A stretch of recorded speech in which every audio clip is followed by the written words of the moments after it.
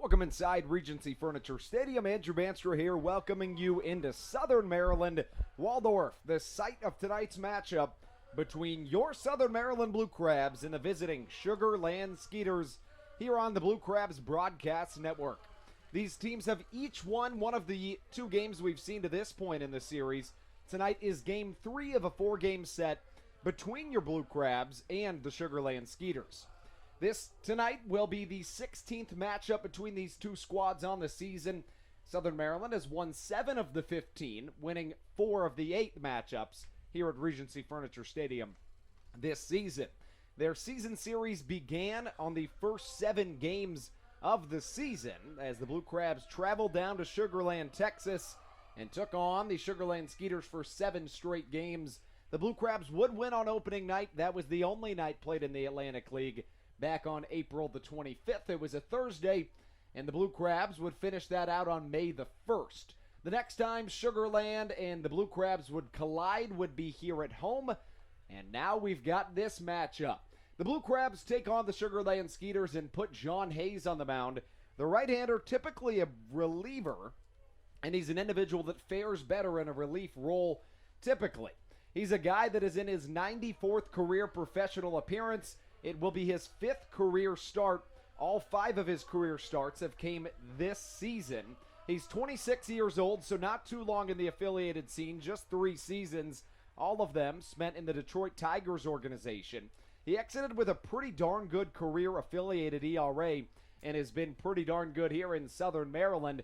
He is 1-3 this season, 1-4, and he has a 3.45 ERA. He collides with a guy with a very different story. While this will be the 5th career start for John Hayes, it will be the 150th career start for Chase DeYoung.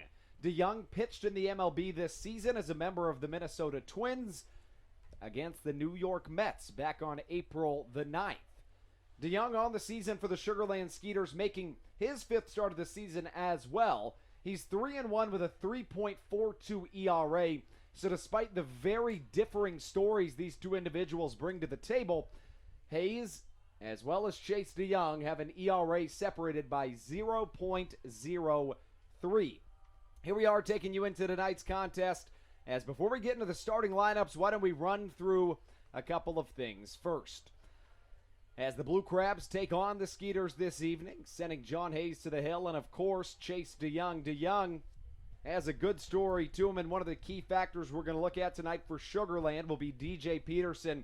He has 5 home runs in 12 games this season, one of those last night, and he has a 1039 OPS on the season.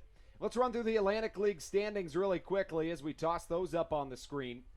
Southern Maryland comes into today's contest sitting 3.5 games back of the Freedom Division leading York Revolution. The Blue Crabs are 17-14 in this second half, and the Atlantic League has been very, very even of late. Nobody in the Atlantic League is on any longer than a 1-game win streak or any longer than a 1-game losing streak. Outside of the High Point Rockers, everybody in the Atlantic League is either 4-6 or 5-5 in their last 10. And the York Revolution lead the Freedom Division with a 20-10 record. They're 5-5 in their last 10, as is everybody in this Freedom Division. That means the Sugar Land Skeeters are as well. They're 19-12, and the Barnstormers at the bottom with a 12-18 clip. They're 8 games back. In the Liberty Division, the Rockers on top with an 18-14 record. The Ducks in second place, although they've already locked in a playoff spot after winning the first half in the Liberty Division. And the Freedom Division, the Sugar Land Skeeters did the same. So they already are in the playoffs. The Ducks in second with the Bees in third, sitting 6 back. And the Somerset Patriots 6.5 back. That was coming into today. There's been some changes to that since the beginning of the day, as the Somerset Patriots took down the Lancaster Barnstormers this morning. So the Patriots now 12-20, tied with the Bees. They're both 6 games back in the Liberty Division. As we continue on the pregame show here in Southern Maryland, taking a look at the matchup tonight between these two squads. We mentioned the season series between these two teams, and we'll get a little bit more into that in just a moment. As the umpires convene at home plate, P.J. McConville will be your first base umpire. Behind the dish is Derek Moshaw. And at third base will be Nate Caldwell. There will not be any automated ball strike system this evening here in Southern Maryland, as that system happens to be down this evening. So it's going to be old school this evening, if you will. Why don't we look at the matchup? We mentioned John Hayes on the mound and here in the 101st game of the season for the Southern Maryland Blue Crabs. It's game 102 for the Skeeters. All time, the Blue Crabs 74-80 against Sugar Land. And the Skeeters, once again, they'll toss the right-hander Chase DeYoung onto the mound. Today, August 14th, as your Blue Crabs send John Hayes to the hill. The bearded number 18 takes the hill with a 1-4 record to accompany a 3.45 ERA. That's the same ERA that Darrell Thompson has after tossing 8 innings last night, exiting in the top of the 9th inning. Ryan Chafee inherited a couple of runners, and the Blue Crabs were leading 9-4. The Skeeters sent a 3-run shot off an Albert Cordero 3-run home run back in the top of the 9th inning. That made it a 9-7 game. But, of course, in the Atlantic League, you must face at least 3 batters. Chafee did a good job on his next 2, inducing back-to-back groundouts before Matt Latos came in and picked up his 17th save in 18 tries. Latos, Choplik, Dykstra, they've all been terrific this season. As we continue on the pregame show, let's get right into the starting lineups here on the Blue Crabs Broadcast Network. And they are, as always, presented by Birch Oil. As we start with the Sugar Land Skeeters lineup for tonight's contest, they will lead off with Rico Noel, followed by Cody Stanley. Batting third is Jason Martinson. Batting fourth, Dennis Phipps. Batting fifth, DJ Peterson. Next up, the right fielder, Zach Borenstein. 7-8-9, Winton Bernard, Albert Cordero, and Juan Silverio. We'll step aside for just a moment on the Blue Crabs Broadcast Network. And when we come back, it's time for Blue Crabs Baseball right here on your home for Blue Crabs. It is the Blue Crabs Broadcast Network.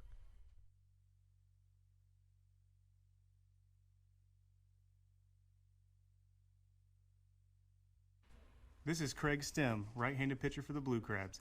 Here at Regency Furniture Stadium, we've dedicated every Friday home game to remember everybody deployed. On Red Fridays, presented by Fairway Independent Mortgage Corporation, the Blue Crabs will wear red uniforms to honor those who have served. Plus, tickets are just $5 when you show your military ID.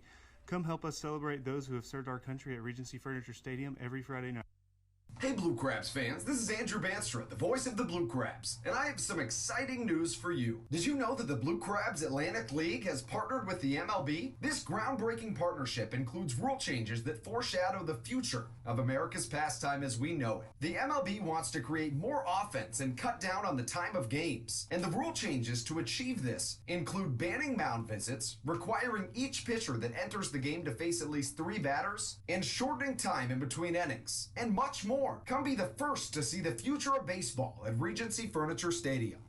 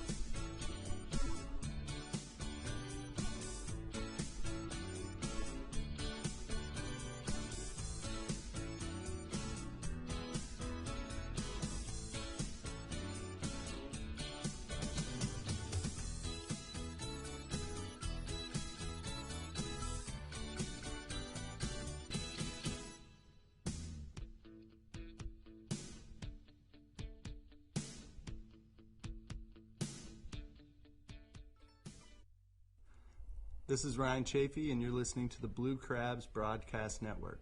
Welcome you back inside Regency Furniture Stadium here on a beautiful Wednesday night, August 14th, the date for this contest between your Southern Maryland Blue Crabs and the visiting Sugar Land Skeeters. Game 3 of a 4-game set. Each team has won one contest, with the Blue Crabs winning last night. We ran through the Sugar Land lineup, but let's go through it once more. Rico Noel leads off. He plays center field, followed by the catcher, number 12, Cody Stanley. Batting third is the shortstop, number 25, Jason Martinson. And in the cleanup spot is the first baseman, number 29, Dennis Phipps. Batting fifth, the designated hitter, DJ Peterson, followed by the right fielder, Zach Borenstein. 7, 8, 9 for the Sugar Land Skeeters reads as follows. It is the left fielder, Winton Bernard, the third baseman, Albert Cordero, and the second baseman, number 27, Juan Silverio. On the mound for the Skeeters is the right-hander, Chase DeYoung. He's 3-1 on the season with a 3.42 ERA. Now what you've all been waiting for, it is your Blue Crabs starting lineup presented by Birch Oil. Leading off, the shortstop, number 6, Kent Blackstone. He's followed by number 9, Edwin Garcia, the second baseman. Batting third for the second night in a row, it's the first baseman, Josh McAdams, followed by Corey Vaughn, the center fielder. Batting fifth is Charlie Valerio. He catches and wears number 8 on the back of his red pinstripe uniform. And batting sixth is the third baseman, Tony Thomas. 7, 8, 9 for the Blue Crabs reads as follows. It is the designated hitter, John Griffin, the right fielder, Ruby Silva, and the left fielder, number 4, Travis Witherspoon, as we roll on and get ready for this contest between your Southern Maryland Blue Crabs and, of course, the Sugar Land Skeeters. Tonight's contest will be game number 101 on the season for the Blue Crabs. As for the Skeeters, it'll be game number 102. Last night's contest, a 9-7 victory for your Southern Maryland Blue Crabs. And here comes Rico Noel to lead us off. Noel has struggled in this road trip. As for the Skeeters, they enter right now into their 8th game of a road trip. To this point, Noel is just 4 for 28. He scored 5 runs, smacked a pair of doubles, and smacked as many RBIs as the first pitch misses inside. And the count, 1 ball and no strikes. Now keep in mind, there will be no automated ball strike system tonight due to the system going down across minor league baseball and in the Atlantic League.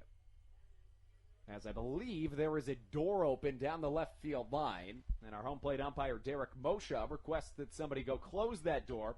Kevin Munson, the Blue Crabs reliever, is right on it, and he goes and shuts it as John Hayes continues on the mound. The numbers for Hayes on the season, he's 1-4. He is by trade a reliever. This is just his 5th career start at the professional level. In fact, in his time in Division I baseball, he did not start either. All 5 of his starts have been this season, as his second pitch that crosses for a strike makes the count 1-2. In starting roles this season, Hayes has done it 4 times. He is 0-3 with a 5.40 ERA. He's walked 15 batters while striking out 9. The walks are really the only complaint against John Hayes. In the bullpen this season, he's been much better. He's 1-1 with a 2.74 ERA. And despite the fact that Hayes is really almost always a reliever, he's been in a lot of long relief roles. Each of his last 2 appearances, he's gone at least 3 innings. In his most recent, John Hayes found himself going over 4 innings. In Hayes' 4 starts this season, his most recent came back on June, make that May the 27th. This one hit hard to the left side. Blackstone battles the sun, throws it across the infield, and gets out number 1. So Rico Noel grounds out to Blackstone for out number 1. Blackstone was our player of the game last night. He is 10 for his last 22 at the dish. Cody Stanley comes up to the plate. He's been awfully good in this series. The Skeeters catcher is batting .263 on the season, but in this series, he is 4 for 9 with a trio of home runs, a trio of RBIs, 1 home run, as well as a double as the first pitch catches on the outside corner. And you'd have to imagine, actually, I should take that back. It's going to be interesting to see what we see tonight because Derek Moshe, of course, has called a handful of games as an umpire assisted by the automated ball strike system, but his original strike zone may have altered a little bit after seeing what the MLB-defined strike zone is. So we'll see if he gives Hayes anything maybe a little bit wider than the ABS would as this pitch misses inside. The count 2 balls and a strike. Stanley made his MLB debut with the St. Louis Cardinals. He is one of 2 catchers on the Skeeters roster. The other is Albert Cordero, who plays third today. This pitch slapped back to the left side and into the screen. The count 2 balls and 2 strikes. You wouldn't expect Hayes to go any deeper than 6 innings tonight. The deepest he's gone in a game this season is 5 1/3. He's done that twice. He did it in back-to-back starts on May the 17th and on May the 22nd.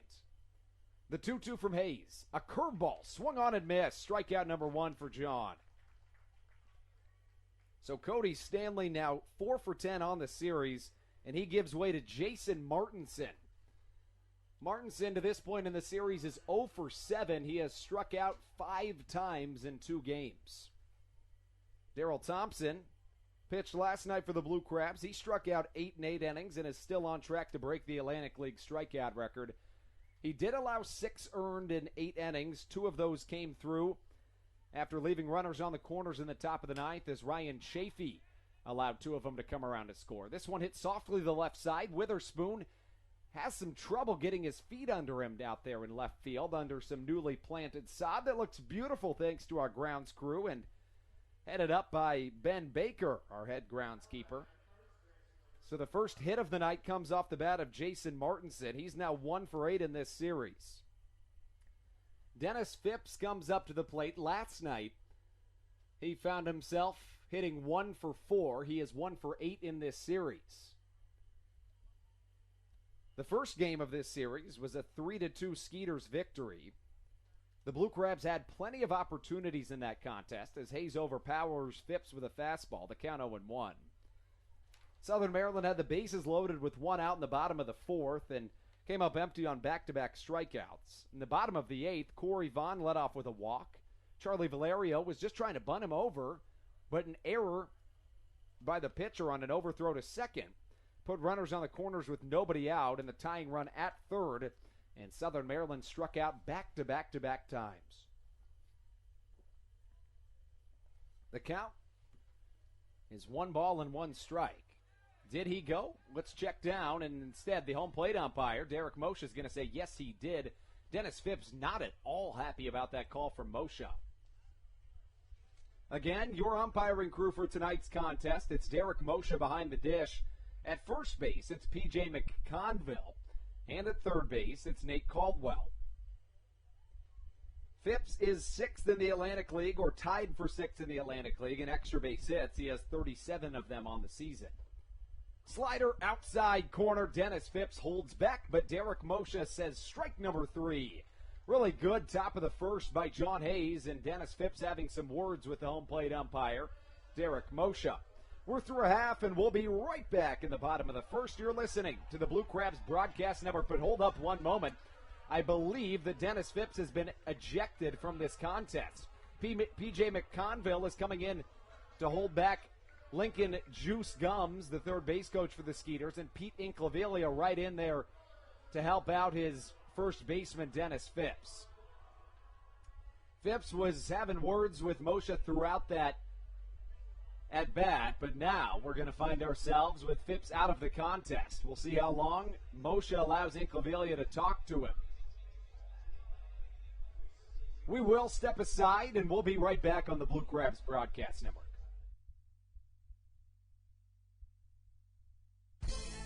Hi, this is Hall of Famer Carlton Fisk.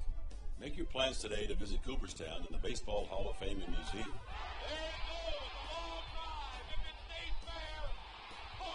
Reconnect with your memories of the game and make new memories with your family.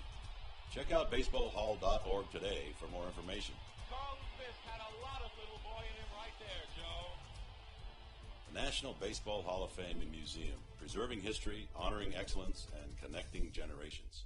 This is Corey Vaughn. Are you looking for fun on the weekend without breaking the bank? My Eye Doctor Backfin Buddies is for you. For just $15, your child will get in for free to every Friday Blue Crabs home. Field for the national. Parents will get. What more could you ask for? Come watch me hit a home run every Friday for just.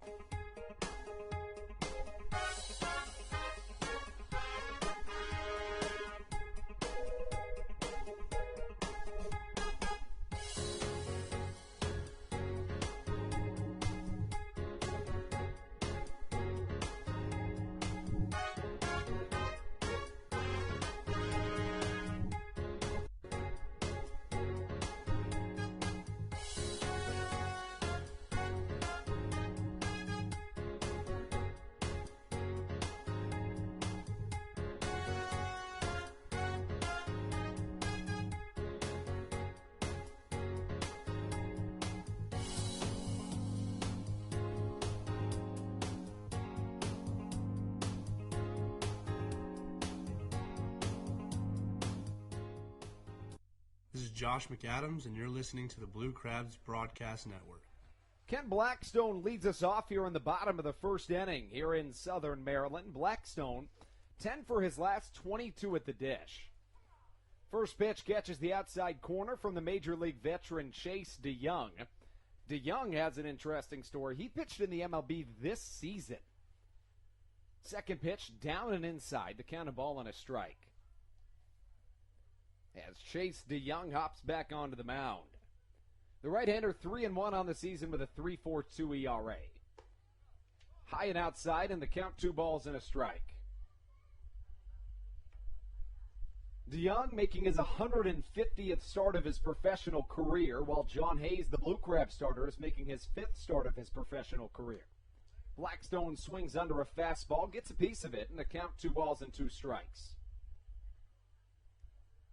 Blackstone wears number 6 on the red and white pinstripe jersey. Faces off against an MLB veteran. Pitched from 2017 to 2019 in the MLB. And a beautiful curveball is swung on and missed by Blackstone. He goes down swinging, and the first out of this contest in the bottom half of the first has been recorded. DeYoung's curveball is absolutely disgusting. I've had the chance to watch it a couple of times. His fastball peaks at just around 93.5 miles per hour. Sits right around 92. Chase DeYoung, his tan glove over the top of his head, and issues a fastball high and inside to Edwin Garcia. The count, 1 ball and no strikes. The corner's playing a little bit in, almost in line with the baseline. 1-0 pitch, misses high and inside once again, and the count, 2 balls and no strikes. DeYoung is the 3rd Sugarland Skeeter this season to have played in the MLB in this 2019 season. As Garcia swings through a fastball, the count, 2-1. The other pair of Skeeters that have played in the MLB in 2019 would be Matt Ramsey, who played for the Angels, and the closer for the Skeeters, Nick Rumbelow. This pitch hit well to the right center side. Going way back is Zach Borenstein. It's going to get over his head. Edwin Garcia rounds first and jogs into second base. Edwin's bat stays on fire. He was 3 for 5 last night and continues a hot stretch here tonight. Here comes Josh McAdams after a double from Edwin Garcia.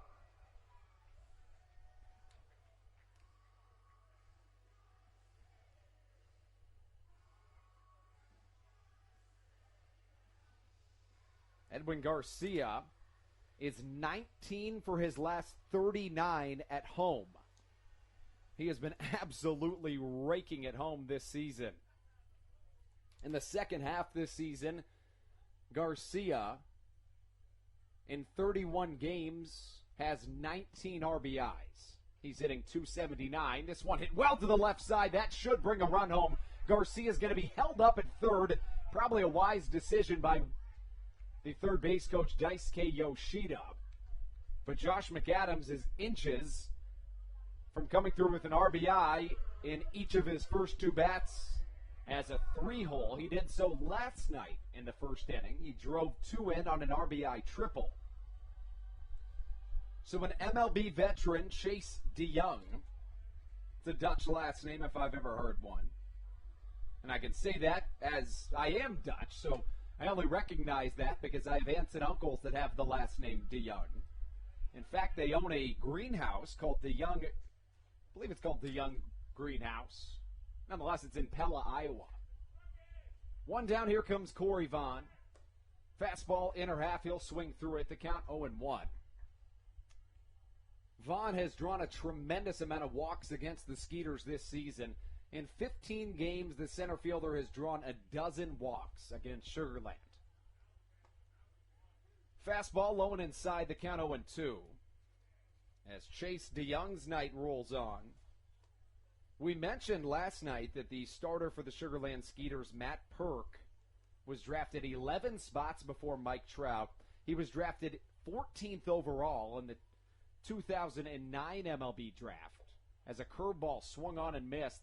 2 down here for the Blue Crabs after a strikeout, a double, a single, and another strikeout. But nonetheless, Perk was drafted 14th overall in the MLB draft in 2009.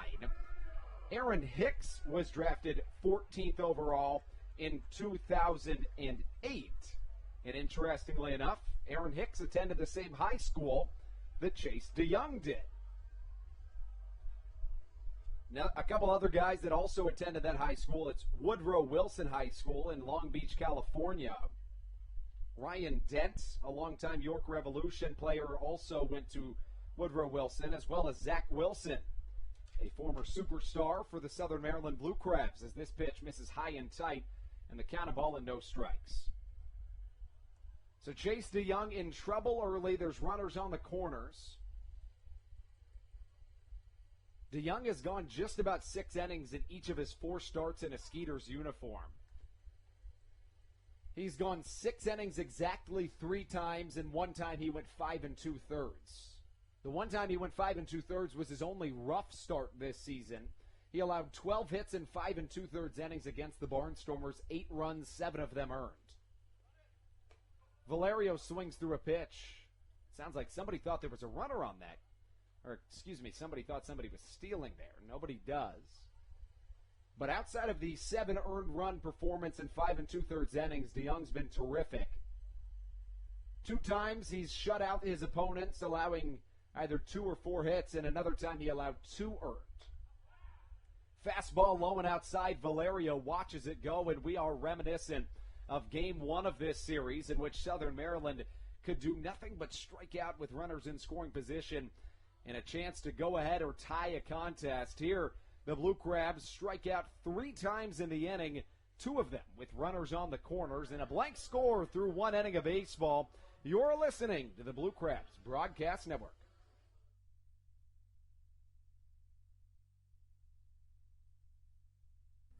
This is Adam Choplik, left-handed pitcher for the Blue Crabs. Every Blue Crabs Wednesday home game is Wind Up Wednesday Ladies Night at Regency Furniture Stadium, presented by Cove Point Winery. At every Wind Up Wednesday Ladies Night, women will get in for just $5 and can order from a long list of fine wines and watch every baseball game from Southern Maryland at the same time. We look forward to seeing you at the ballpark.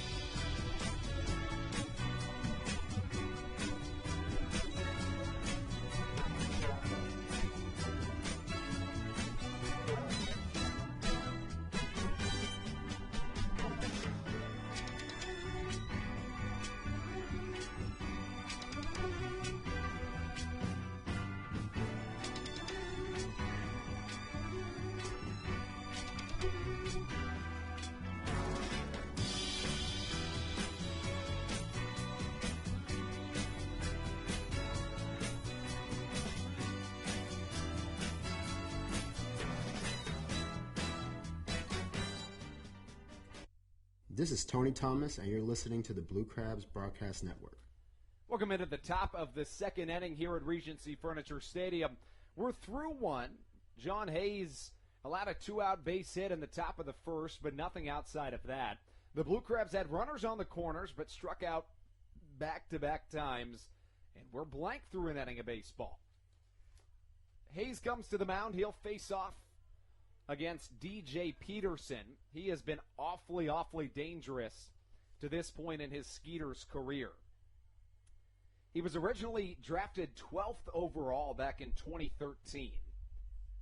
As this pitch misses outside, the count of ball and a strike. Peterson was picked 110 picks before a National League MVP candidate this season, Cody Bellinger. Bellinger and Yelich have both been terrific this season at the MLB level. Of course, Bellinger, an outfielder for the Dodgers, while Yelich, an outfielder and the reigning NL MVP for the Milwaukee Brewers, as this pitch misses low and outside in the count 3-1.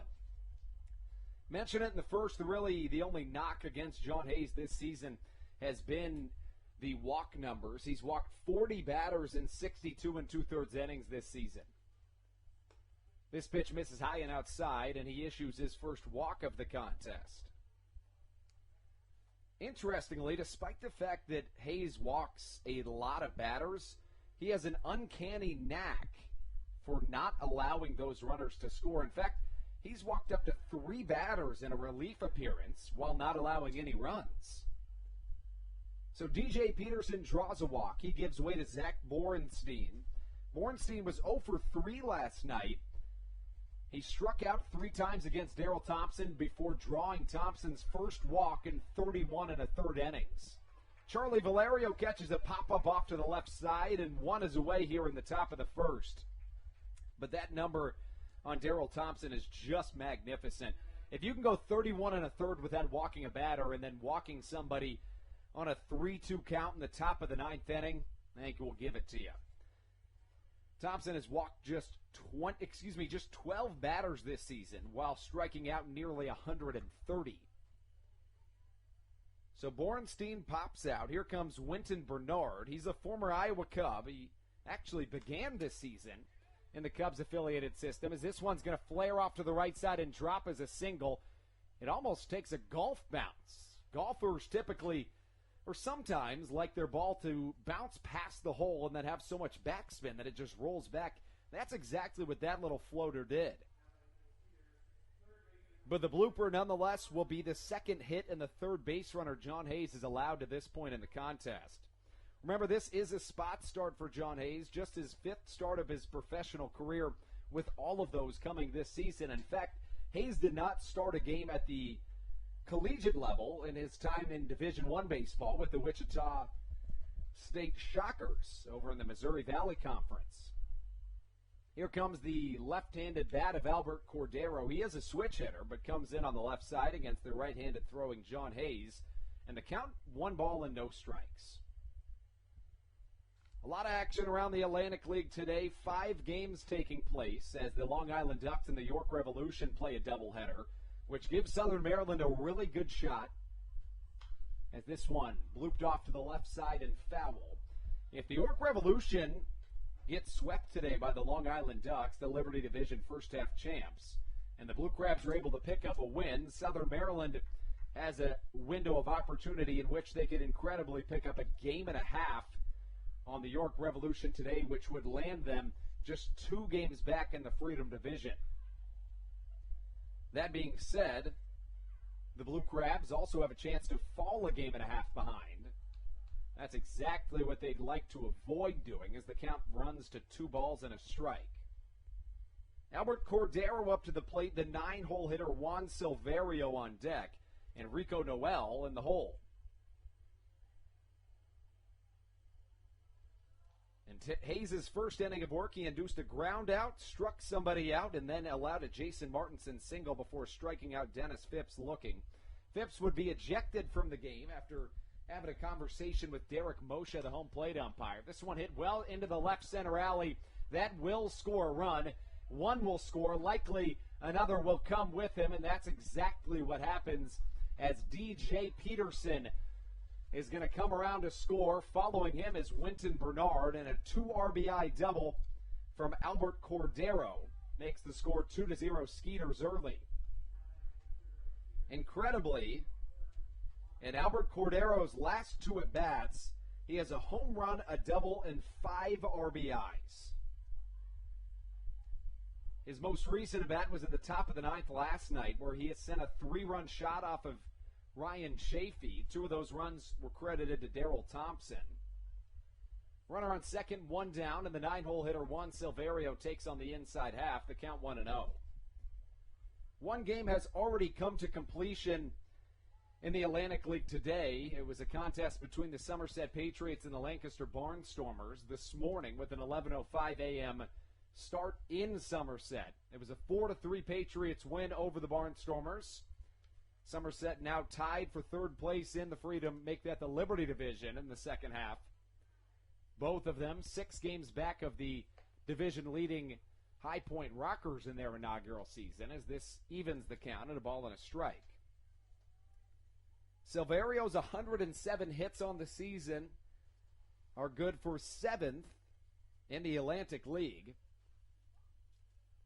As first base unoccupied, a runner at second, and a nice slider swung on and missed by Silverio. The count, a ball and 2 strikes.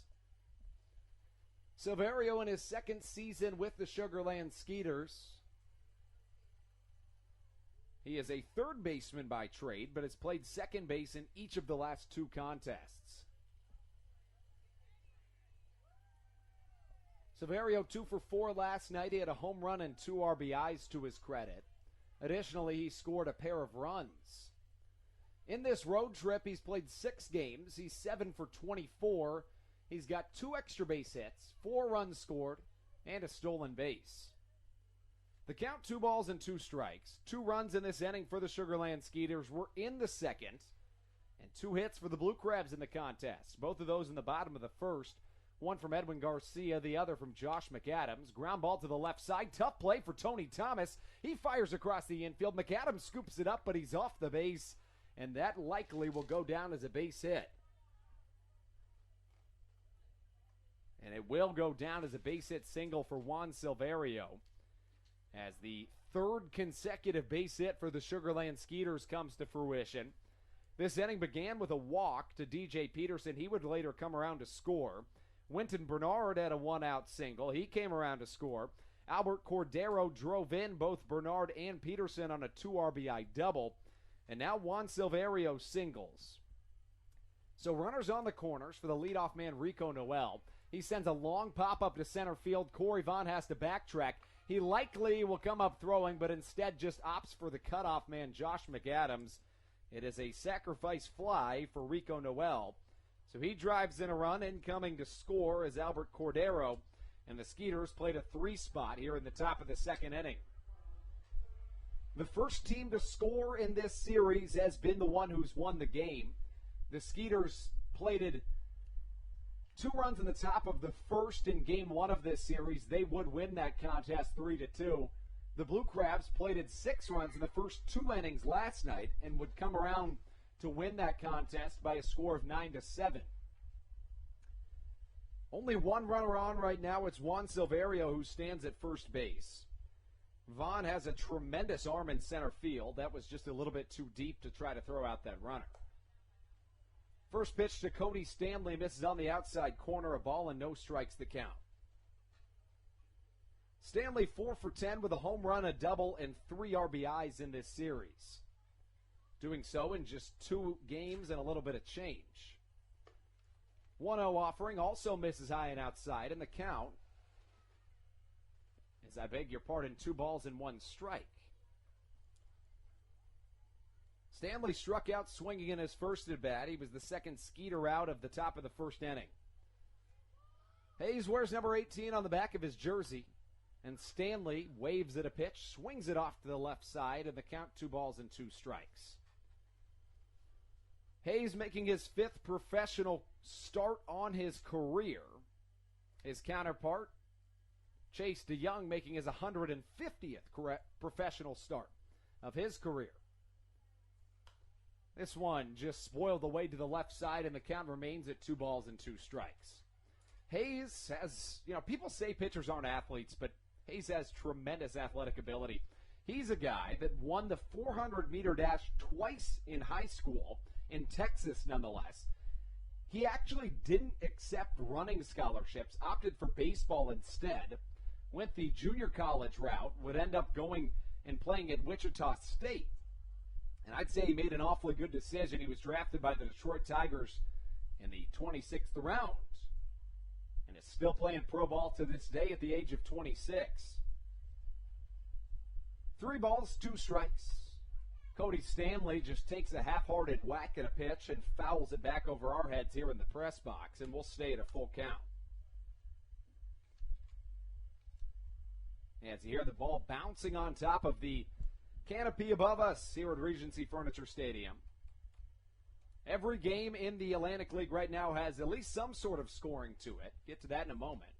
As Stanley jammed up on a pitch, did he go? No, he didn't, says the third base umpire, Nate Caldwell. And that gives a walk to Cody Stanley. Still just one out in this inning, and Jason Martinson comes up to the dish. He is the 8th Skeeter to hit in this inning. Skeeters leading this game 3-0. The High Point Rockers on top of the New Britain Bees 1-0. The Patriots took down the Barnstormers earlier today by a score of 4-3. And the Long Island Ducks are currently leading the York Revolution in game 1 of a doubleheader in Long Island. The score there is 1-0. So Jason Martinson comes to the dish. He did have a single back in the first. That was his first hit of this series. He was 0 for 7 in the series coming into today. As there's a delay for some reason. Not exactly sure what's taken so long here. Hayes still disengaged from the rubber. As he'll just get some perspiration on the tips of his fingers. Martinson also still outside of the box, and I believe what's happening, I'd have to imagine that door down by the clubhouse is still open. That happened at the very beginning of this contest.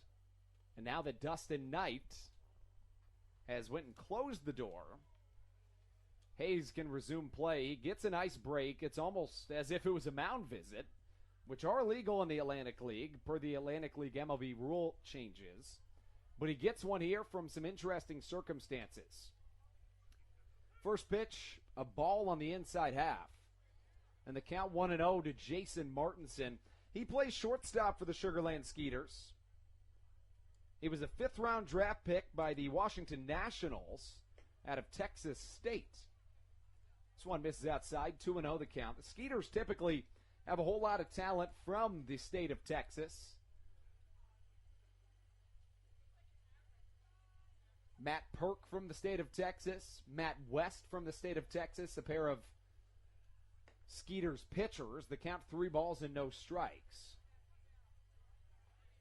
Blair Beck, an infielder for the Skeeters from Midland, Texas. And Jason Martinson completes the quartet of Texans on the Skeeters roster. He's from Bedford, Texas. 3-0 the count. This one is going to miss just a little bit outside. And that will load the bases with just one out here in the top of the second inning. Traditionally, Hayes has struggled more in a starting role than he has in a relief role. That being said, each of his last 2 appearances have been basically they've been starts in terms of length. They've both gone well over 3 innings. In Hayes' 4 starts this season, he's gone 3 innings twice, and he's gone 5 1/3 twice. His very first start of his professional career was this season back on May the 11th against the New Britain Bees in a doubleheader. He got the no decision that day. He went 3 innings, didn't allow a run, allowed 2 hits, 1 strikeout, 5 walks.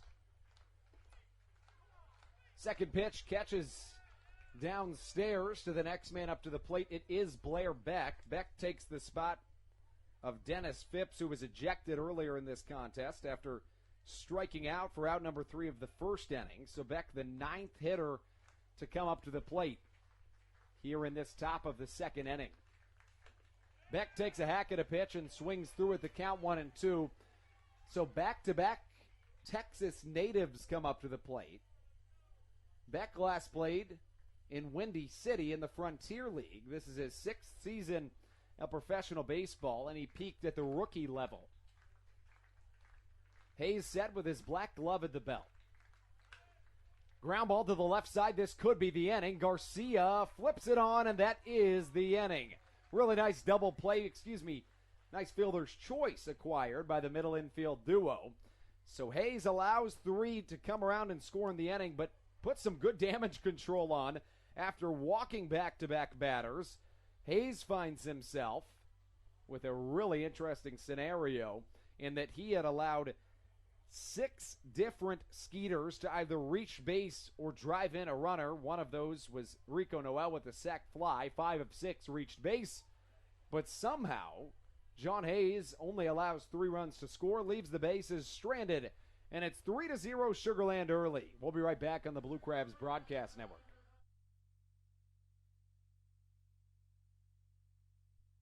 Hey Blue Crabs fans, this is Andrew Banstra, the voice of the Southern Maryland Blue Crabs, and I want you to come see America's pastime change before your eyes. Did you know that the Atlantic League is partnered with the MLB starting this season to incorporate an electronic strike zone to call balls and strikes at Blue Crabs games? That means a radar tracking technology and an MLB-defined strike zone will determine strikes and balls at Southern Maryland Blue Crabs games this season. Also, batters can steal first base on any pitch that is not caught by the catcher. Baseball is changing before our eyes, and the only place to see it happen is here in the Atlantic League and at a Blue Crabs game. So come check it out at Regency Furniture Stadium. Hey Blue Crabs fans, this is Tommy Thorpe, left-handed pitcher for the Blue Crabs. Did you know that every Thursday night game at Regency Furniture Stadium will feature the brand new food special, Clyburn's Chow Hall? Just for $30, you can enjoy all-you-can-eat food in the Legends Club. Clyburn's Chow Hall will alternate between beer and wings presented by Foster Grill off Waldorf and tacos and margaritas presented by Mexico Restaurant.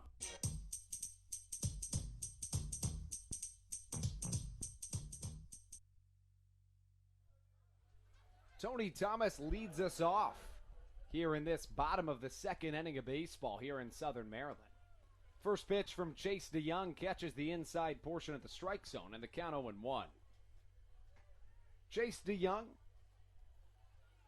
in his 2nd inning of work, almost allowed a run in his 1st inning of work as Southern Maryland was unable to come through on a prime time opportunity. First off, Southern Maryland had a runner at 2nd and singled. Edwin Garcia was held up at 3rd base after McAdams singled. As a curveball missed in the dirt, the count of 2 strikes. But after Garcia was held up at 3rd, Southern Maryland struck out in back-to-back at-bats. That's the 3rd time in this 3rd game of this series that the Blue Crabs have struck out at least 2 times in a row with the tying or go-ahead run on 3rd base. In all of those situations, Southern Maryland has either lost or not quite completed the game, as 2 of the 3 happened earlier in this contest in Game 1. And we're not even going to check down to first base as the home plate umpire, Derek Moshe, will say that Tony Thomas did, in fact, go around. The strikeout numbers are extremely high to this point for Chase DeYoung, as the MLB veteran has recorded 4 outs, all of them via the strikeout. He did allow 2 hits smudged in there, though. Ken Blackstone struck out in the top of the 1st to lead us off. Garcia and McAdams followed with a double and a single in that order, as John Griffin sends a moonshot to the left side and is just foul.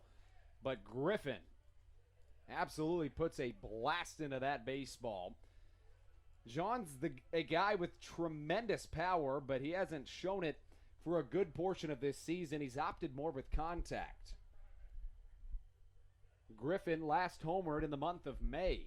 He has 4 home runs on the season. He had 10 home runs in 70 games last season. 0-1 slider misses on the outside half. The count, a ball and a strike.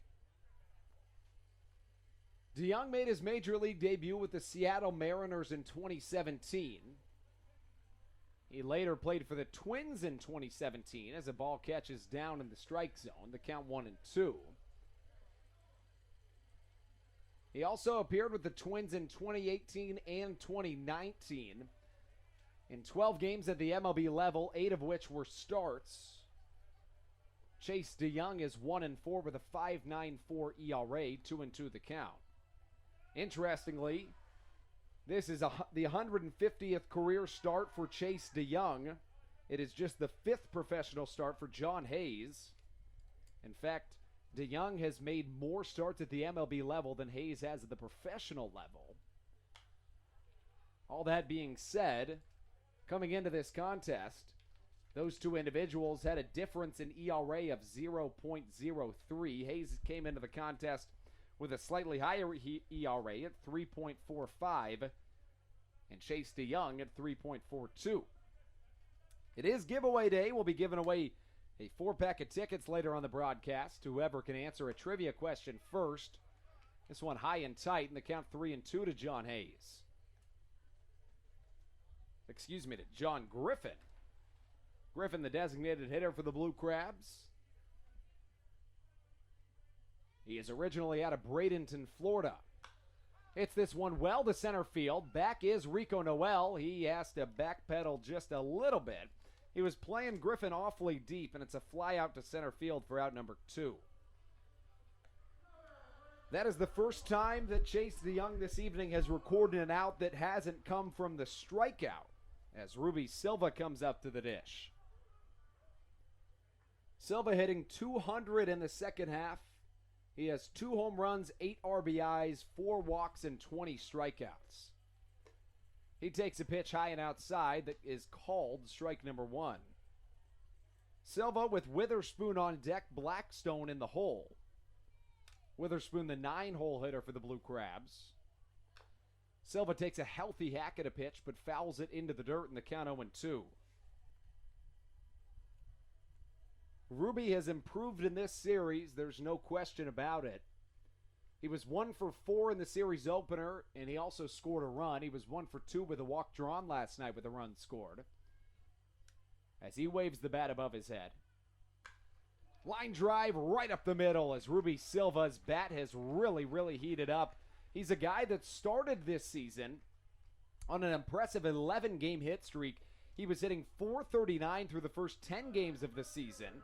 The average stayed well above 300 for the better part of a month, and it's dropped all the way down to .238 coming into play today. So you like to see him turning things around with a hit in each of the 3 games in this series as he extends to a 3-game hit streak. Josh McAdams also extended to a 3-game hit streak earlier today. Here comes Travis Witherspoon. First pitch he sees, catches for a strike inside. 0-1 the count. As Chase DeYoung, the MLB veteran, he is the cousin of a former Toronto Blue Jays pitcher, Jordan DeYoung, who appeared in 6 games with the Blue Jays in 2007. This one lofted softly into center field. Rico Noel has great speed, gives chase, catches it off to his right side, and we're through 2. Here in Southern Maryland, the score, 3 for the Skeeters, 0 for the Blue Crabs. We're through 2 here at Regency Furniture Stadium.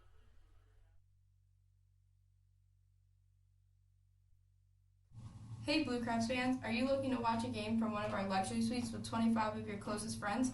How about the high-end Legends Club in left field? Call 301-638-9788 and ask to speak to a sales representative about your party and group outing.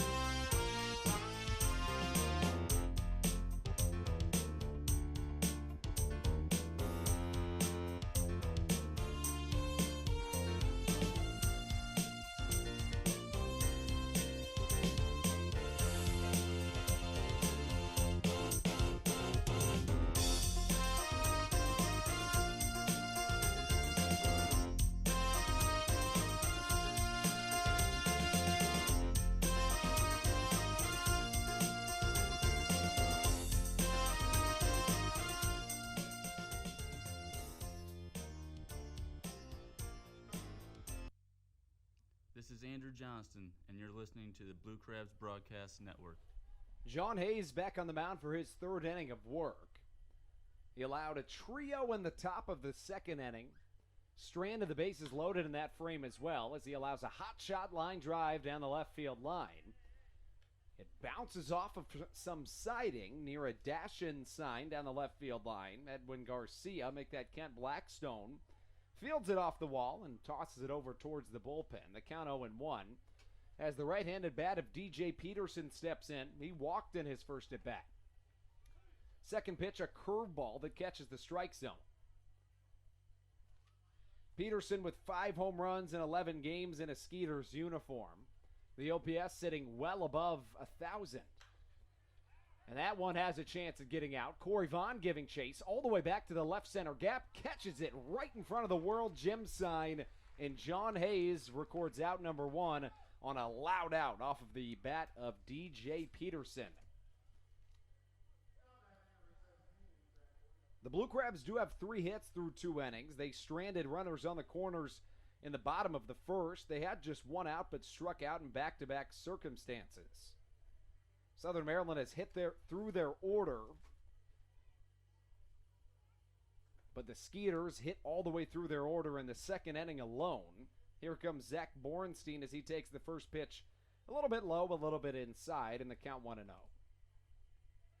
Hayes, like many of the Blue Crab starters, he works pretty quick as this one misses inside. The count, a ball and a strike. The York Revolution and the Long Island Ducks now tied at 1. That's in Long Island. It's the first game of a doubleheader between the two. 1-1 pitch misses downstairs. The count, 2 balls and a strike. Southern Maryland trailing by a score of 3-0 in Game 3 of a 7-game homestand. Game 3 of a 4-game series. Change up. Borenstein was swinging out of his shoes on that pitch, and he swings over it for strike number 2. Hayes, the right-hander. He's a Texas native. And here he comes with the next pitch. Dribble down the first baseline. McAdams tosses to a covering John Hayes. He skips off the first base bag, and he'll catch it for out number 2. So the 3-1 putout brings up the 7-hole hitter, Winton Bernard. He started an outpouring of scoring for the Sugarland Skeeters back in the second inning. He singled and later scored. Albert Cordero drove in a 2 RBI double. Juan Silverio followed with a single. Rico Noel followed with a sac fly. And then back-to-back walks loaded the bases after 3 runs scored. Hayes worked out of it, though. Foul ball to the left side. And 2 down, and the count 0-1. As a fan gets a ball from a Blue Crabs reliever, I believe it was James Dykstra that tossed him the ball. Mentioned that Chase DeYoung is a very Dutch name. Dykstra, very much the same. As the ball's flied out to the right side. The count now 0-2. I recognize those Dutch names because I myself am Dutch. Banstra, the last name. Very Dutch, as is Dykstra, as is DeYoung. I get that from the end word, stra. Same thing with Dykstra, and then Chase DeYoung. It's the last name of some of my family members. 0-2 pitch. See you later as Winton Bernard takes strike 3 looking. John Hayes faces 9 batters and allows 3 runs in the second and sends down the Skeeters in order in the third. 3-0 the score. We're through 2.5 in Southern Maryland.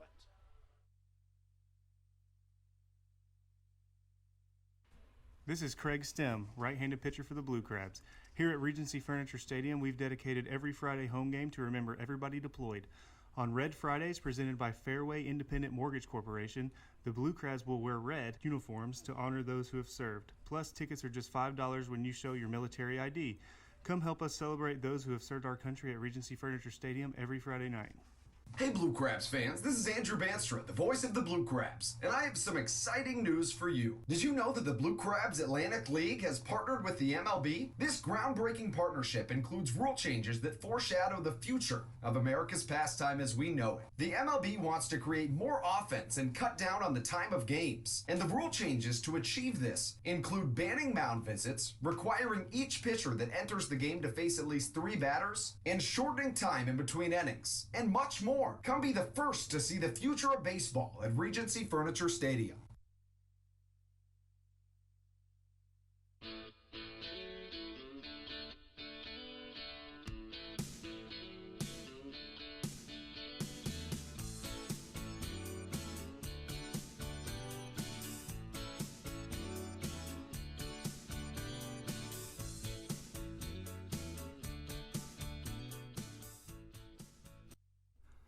This is Ryan Chafee, and you're listening to the Blue Crabs Broadcast Network.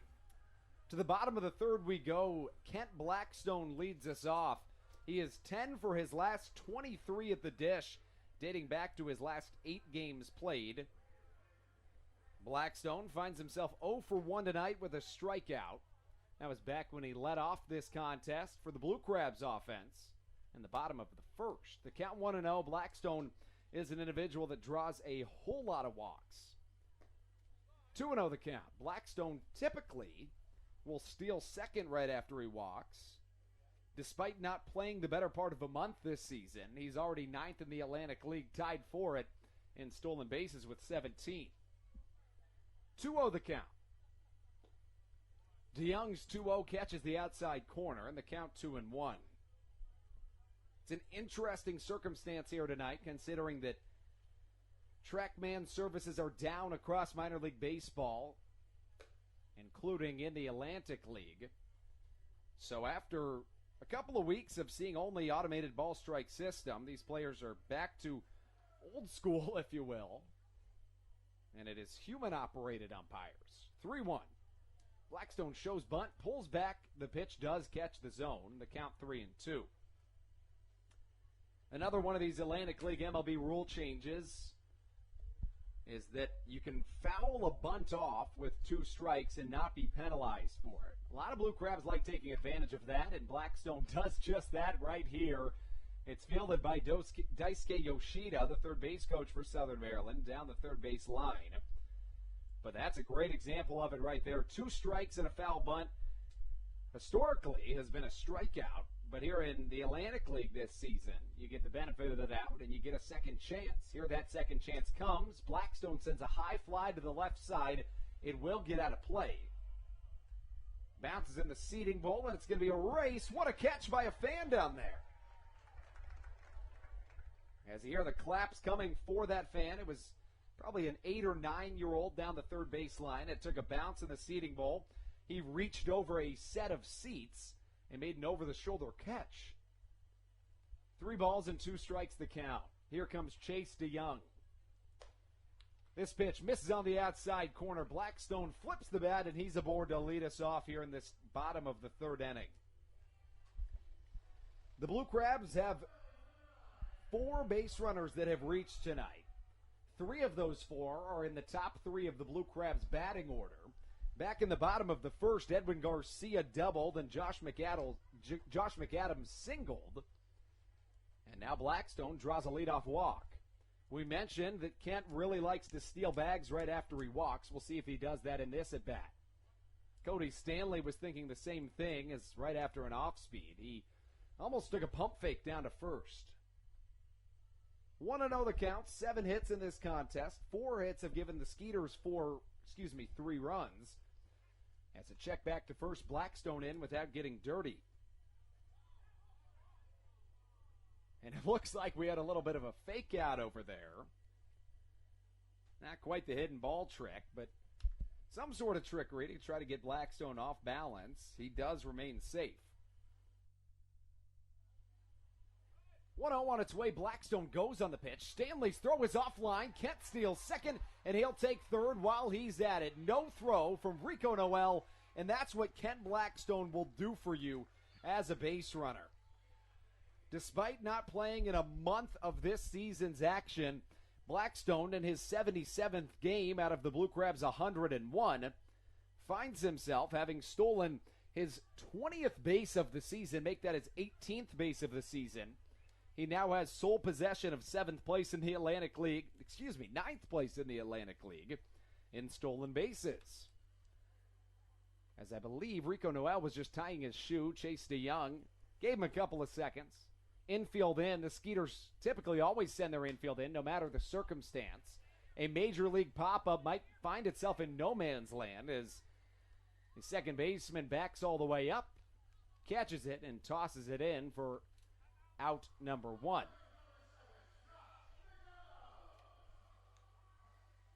And I believe there were some defensive changes for the Skeeters. They started this game with an infield that read as follows. It was Dennis Phipps at first base, Juan Silverio at second, Jason Martinson at short, and Albert Cordero at third. Cordero has since moved to first base. Silverio has moved to third base. And I believe Blair Beck is playing second base as Pete Incaviglia wants to have a word with our home plate umpire, Derek Moshop. And I can't quite tell what he's talking about. And I believe Incaviglia has requested that Southern Maryland's on-field host, Ron Lord, be removed from the top of the dugout where he typically perches himself. Additionally, Incaviglia is going to request that the Blue Crabs photographer of Memories Photography, Bert Hindman, is going to remove himself from the Skeeters dugout. So both Ron and Bert are going to listen, and they're going to move over to their respective sides. McAdams stands in. Josh is 1 for 1 today with a single. First pitch, a curveball that misses downstairs. And the count 1-0. With a runner on second, McAdams singled into left field, but Daisuke Yoshida held up Edwin Garcia as McAdams fouls one back right near the camera well. Coming right at you here in Southern Maryland. 1-1 the count. McAdams plays with a lot of heart. He one time in 2014 for the Lake County Captains flipped over a foul territory wall trying to catch a fly ball. Slider on the outside corner swung on and missed, and the count 1-2. So the infield for the Skeeters has 3 new people playing 3 new positions. Juan Silverio at third, Jason Martinson at shortstop. He's the only one that hasn't moved around. Blair Beck, the newcomer, plays second, and Albert Cordero plays first. A ball and 2 strikes the count. High and inside, it'll miss. The count 2 balls and 2 strikes. Chase DeYoung on the mound. He was rated the 20th prospect in the Dodgers system prior to 2016, and as recently as 2018 was named the number 22 prospect in the Mariners system. Ground ball up the middle. Josh McAdams does it again. Boy, has he been good. McAdams is now 2 for 2 today with an RBI. And the Blue Crabs are on the board. The score 3-1. Last night, McAdams kicked off the scoring with a 2 RBI triple to right field. And he would find himself driving in a pair of runs. He is now in this series, in these last 2 games, McAdams finds himself 3 for 7 with 3 RBIs. Here comes Corey Vaughn, the most powerful bat in this Blue Crabs lineup, as he'll take the first pitch for a ball on the outside half. Vaughn leads the Atlantic League, leads the Blue Crabs in nearly every offensive category. A ball and a strike. He swings through an off speed and the count 1-1. Vaughn leads the Blue Crabs in on-base percentage, slugging percentage, on-base plus slugging percentage, home runs, walks drawn, extra base hits, total bases, and runs scored. 1-1 the count. Chase DeYoung offers a fastball that misses inside, the count 2-1. DeYoung, 6 feet 4 inches, born just before the new year in 1994. the new year of 1994. He was born on December 29th, 1993. As I believe Josh McAdams was just picked off at first base, and he was. So that'll go down as a caught stealing on McAdams. And DeYoung has proved time and time again that he has a very good pickoff move. As we're more than an hour into this contest, and we're not through 3 innings of play, despite just a 4-run combined game. Vaughn takes a pitch on the inside half, and the count 3-1. Corey has drawn 12 walks in 15 games against the Skeeters this season. On the season as a whole, Vaughn has drawn 43 walks, make it 44 as he draws yet another one. That's the first walk issued by the right-hander Chase DeYoung to this point in the evening. Coming into this contest, in 4 starts, DeYoung found himself walking just 4 batters while striking out 16. His strikeout numbers are high for Chase DeYoung to this point in the evening. He struck out 4 batters to record his first 4 outs of this contest. 3-1 score here in Southern Maryland. Bottom of the 3rd, Charlie Valerio steps in, takes a big hack at a pitch, and swings on and misses. Valerio 0 for 1. The batting average sits at .281. That leads the Blue Crabs among qualifiers. Charlie with 7 home runs, 28 RBIs on the season, as a pitch is going to get past the catcher, Cody Stanley, and allow Charlie Valerio make that Corey Vaughn to advance into scoring position. 1-1 the count.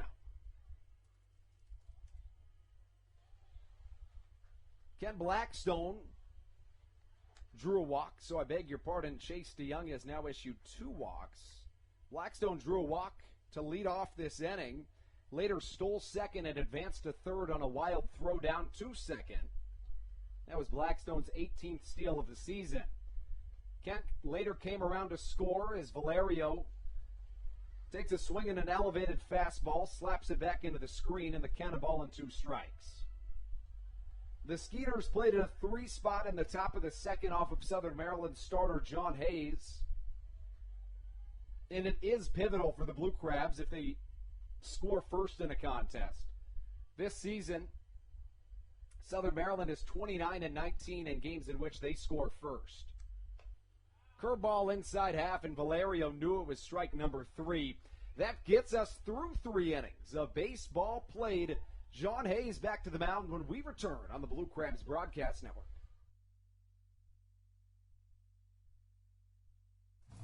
I'm Stephen Thompson, box office assistant for the Blue Crabs. Who doesn't love dinosaurs? On August the 17th, come out to visit Regency Furniture Stadium as we celebrate Jurassic Park night at the ballpark. We will have a dinosaur appearance and fireworks after the game. We look forward to seeing you on August 17th for all the festivities at the ballpark.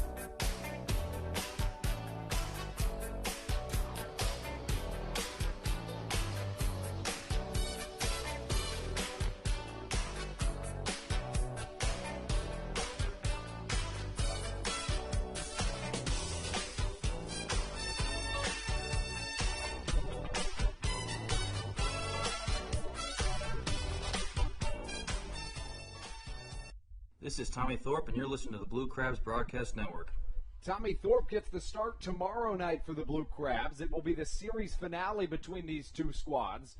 Thorpe 2-4 on the year with a 6.23 ERA. He'll face off against Mike Hochschild, who's 2-0 with a 1.64 ERA on the season. John Hayes comes out for his fourth inning of work. The right-hander has thrown 59 pitches to this point, 35 of which have been strikes. He has allowed 3 earned runs through his first 3 innings of work. He's also allowed 4 hits. The walk number is just a little bit high. As this one slapped down the left field line, and almost a tremendous play by a fan down the left field line.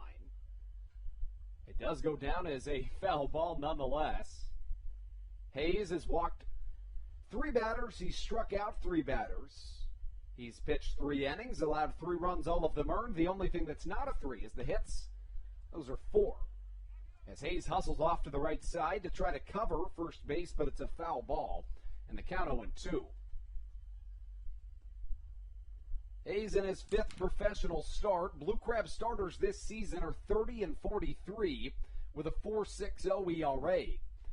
As for the bullpen, they find themselves with a 12-15 clip and a 3.90 ERA. As strike number 3 crosses, that is strikeout number 4 of the contest for the right-hander John Hayes, as Albert Cordero goes down swinging. That brings up Juan Silverio. He's 1 for 1 today. He's got a single. His bat's been hot in this series. Silverio was 2 for 4 last night. He was 0 for 4 in the series opener, but is 1 for 1 today. First pitch to Silverio catches the outside corner, and the count 0-1. Silverio with 108 hits on the season. That's good for 7th best in the Atlantic League. He'll wave his bat above his head. 0-1 pitch from Hayes, lofted off to the right side. That could drop, but Ruby Silva, an incredible defender out there in right, gloves it for out number 2. So Hayes allowed 6 different people to either reach or sacrifice their at-bat in a row. 7 of 8 did that. But since he's recorded 6 straight outs, he's looking to make it 7 here with 2 down and nobody on. The deepest John has gone into a game this season is 5 1/3 innings. He has made just 4 starts this year. Those are the first 4 of his professional career. As a bunt is popped up, coming back towards the press box, into the seating bowl, and smacks down onto the plastic of a chair, and the count 0-1. Noel with tremendous speed. Rico has played in just 28 games this season. Let's keep in mind that's 28 of the 102 games that the Skeeters have played this year. But in those 28 games, he has stolen 29 bases and is tied for 2nd in the Atlantic League in stolen bases. Get to another note about that in a minute. 0-1, another bunt attempt. It's popped up. Hayes calls off his first baseman, Josh McAdams. And I believe they're going to say that nonetheless, the batter Rico Noel was out of the box. Regardless, it's going to be out number 3 as we're through this top of the 4th inning. The score 3-1. The Skeeters on top of the Blue Crabs.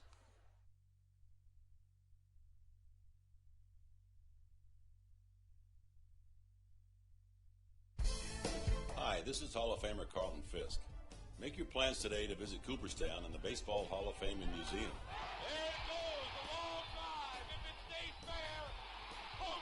Reconnect with your memories of the game and make new memories with your family. Check out baseballhall.org today for more information. Carlton Fisk had a lot of little boy in him right there, Joe. The National Baseball Hall of Fame and Museum, preserving history, honoring excellence, and connecting generations.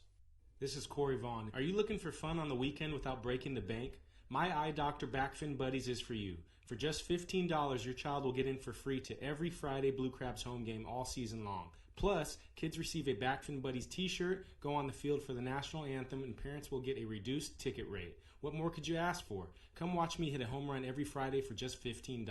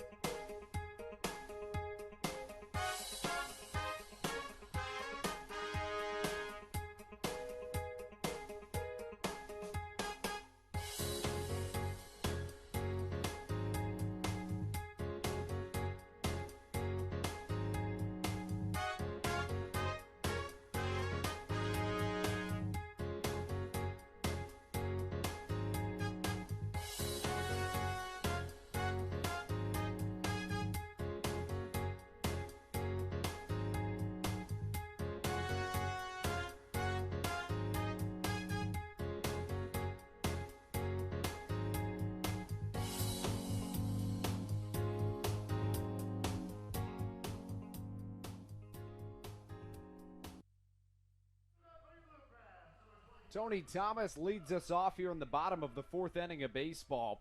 Here in Southern Maryland, Thomas is 0 for 1 this evening. He struck out when he let off the bottom of the second inning of baseball. Thomas plays third base for the Blue Crabs, wears number 23 on the back of his jersey. First pitch swung on and missed. The count is 0-1. Keep your eyes out for a live interview with Tony Thomas this Friday on the Blue Crabs social media. It'll take place at 2:30 on Friday afternoon. Thomas is just over a month removed from stealing first base for the first time in professional baseball history. We'll be asking Thomas about how his life has changed since that day. Additionally, we'll be asking you to ask any questions that you might have for Tony Thomas. You don't want to miss it. It'll happen on the Blue Crabs social media. You can find the Blue Crabs on Twitter at Blue Crabs. You can find the Blue Crabs on Facebook at SOMD Blue Crabs. And you can find us on Instagram at the same handle as Tony Thomas strikes out looking here to start off the bottom of the first. Make that the bottom of the fourth. One down, and John Griffin comes up to the plate. He put a good drive into a fly ball back in the bottom of the second inning, but it was caught by the speedy center fielder Rico Noel. You have to take whatever Noel does with a grain of salt, and I say that because realistically, Griffin's hit probably drops for a double on 99% of Atlantic League center fielders, but Noel makes it look like just kind of an average play. So you have to judge that with a grain of salt and see that Griffin actually did put a really good stroke into that baseball. This one will drop for a base hit. John's been hitting the ball very well of late, and he finds himself with a single here with one down in the bottom of the fourth. As John Griffin struggled in the first 2 months of this season. He did hit 4 home runs, but he was hitting 174 or 16 for 92 in April and May combined. Ever since, so in the months of June, July, and August, Griffin is hitting 294 coming into tonight.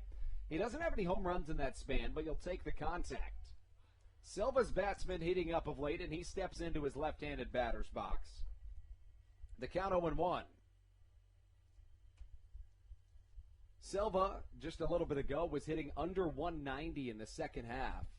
This is a guy who started the season hitting 439 in his first 10 games. Ruby, when his bat catches fire, it catches fire. As he hits one hard to the left side, it might be a little bit too hard. He put a pretty darn good drive into that baseball. But it's caught by the left fielder for the Skeeters, Winton Bernard, and we're down 2 here in this bottom of the fourth. So Silva 1 for 2. Here comes Travis Witherspoon. Witherspoon has a brand new walk-up song today. He's a really nice guy. Caught him down by the clubhouse before the contest. And he asked me how I was doing, which kind of just shows you the type of person that not only he is, but everybody on the Blue Crabs. There's not many people you're going to find around that clubhouse that wouldn't go out of their way to ask you how you're doing, how's everything in life, and you value that out of a professional baseball player. You don't see that out of all that many professional athletes, and Stan Clyburn has somehow managed to fill his clubhouse with those quality individuals. Kyle Simon, one of the starters for the Blue Crabs, once was kind of at a loss for words when trying to explain how incredible this Blue Crabs clubhouse is. And they have a new celebration. I'll get to that in one moment as the count goes to 2-1. Every time somebody hits a home run, Charlie Valerio greets them outside of the dugout with a plastic cup of water and sprays it all over them. See if I can't get a picture of that for the broadcast tomorrow. 2-1 the count. Witherspoon offers it a pitch, or did he? Yes, he did, says the first base umpire, P.J. McConville. And the count, now 2 balls and as many strikes. I beg your pardon, the count 3-1. No, I beg your pardon. Derek Moshe is going to raise up his fingers and say it is 2-2. Witherspoon awaiting the 2-2. Curveball inside, it'll miss, and the count runs full. Travis has struggled in a very limited time frame this season. Today is August 14th. Witherspoon was signed back on July the 26th. He hasn't played in all that many games. Came in today hitting .08. Ground ball down the left field line is foul. Matt Latos down there in the Blue Crabs bullpen just stomps on that baseball, perfectly times his foot on a hot shot grounder, and just suffocates the ball under his foot. Expect the runner to go on the pitch yet again. It's John Griffin over there at first. And you can anticipate him to steal as there's a full count with 2 down as Witherspoon pops one up over our heads in the press box. Griffin will have to return to first as it bounces over the protective canopy right over my head. And the count remains full at 3-2. The Blue Crabs are out hitting the Skeeters, but trailing 3-1. Back in game 1 of this 4-game set, the Blue Crabs lost 3-2, but out hit the Skeeters 10-6. Witherspoon is in his 11th season of professional baseball. He was 1 for 4 yesterday with a run scored. This pitch misses just a little bit inside, and I pause because typically with the automated ball strike system, sometimes there's, especially on a 3-2 pitch it seems, and that's probably just speculation, but it seems as though there's so often a little bit of a pause in between the time the umpire receives the call that he is to give from the automated ball strike system. Of course, tonight there is no automated ball strike system. That software is, in fact, software, so it has malfunctions every once in a while. And tonight it is down across minor league baseball, including the Atlantic League. First pitch to Kent Blackstone, who drew one of the 3 walks issued this evening by Chase DeYoung, misses inside in the count 1-0. Blackstone, after walking, would steal second base, advance to third on a wild throw by the catcher Cody Stanley, and come around to score a run. Fly ball into right field. In comes Zach Borenstein, the right fielder. He catches it right near his left shoulder, and Southern Maryland strands a pair. John Griffin and Travis Witherspoon will have to wait for another inning to come around to score. They each reach base in the top, make that the bottom of the 4th. We're through 4 here in Southern Maryland. 3-1 Skeeters.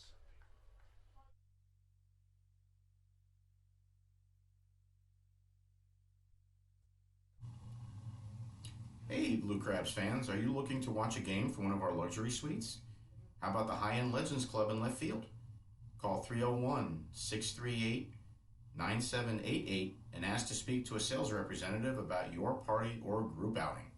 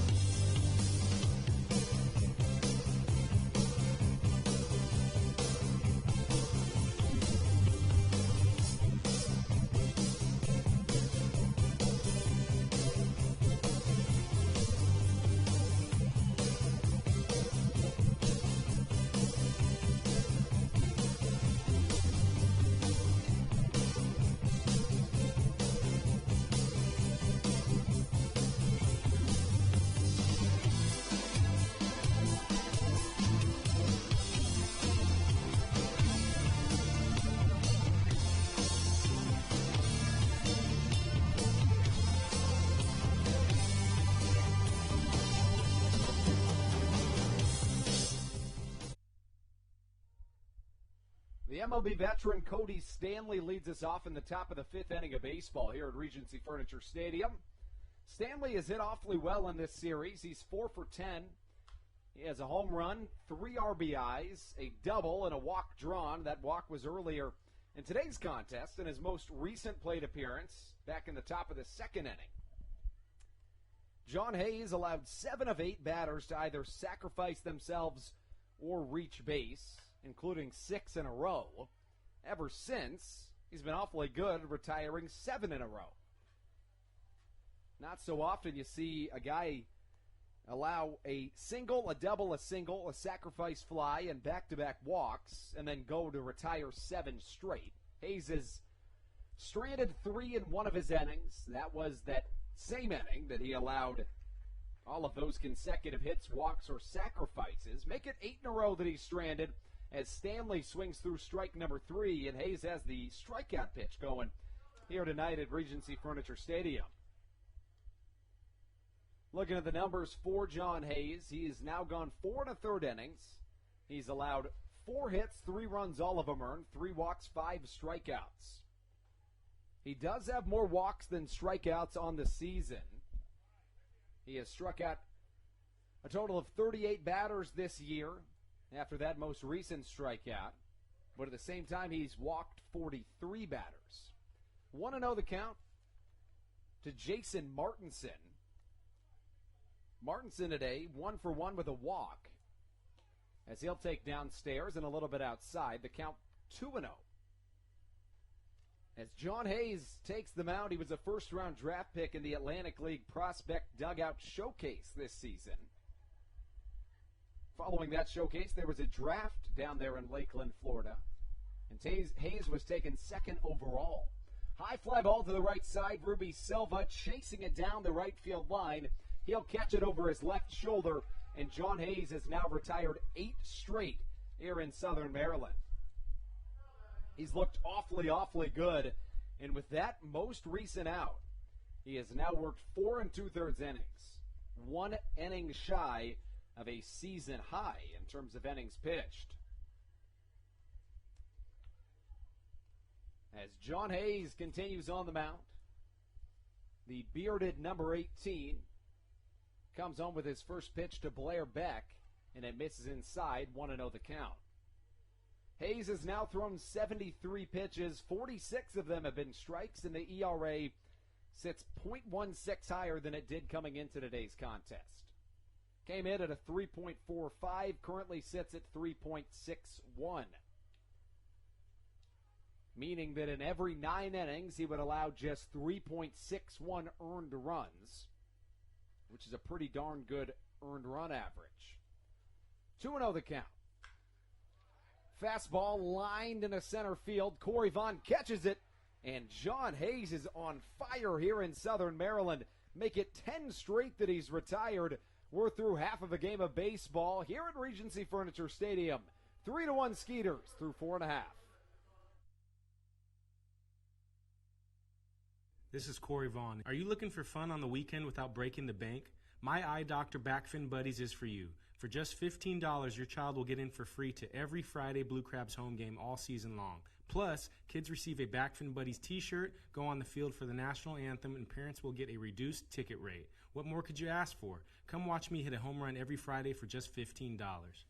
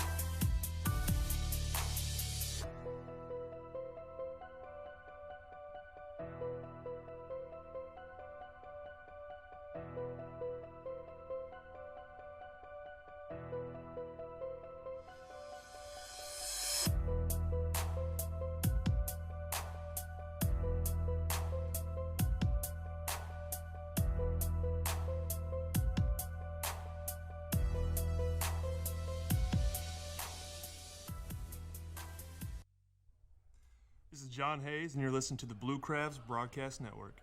John Hayes has looked mighty good in his last couple of innings. Here comes Edwin Garcia.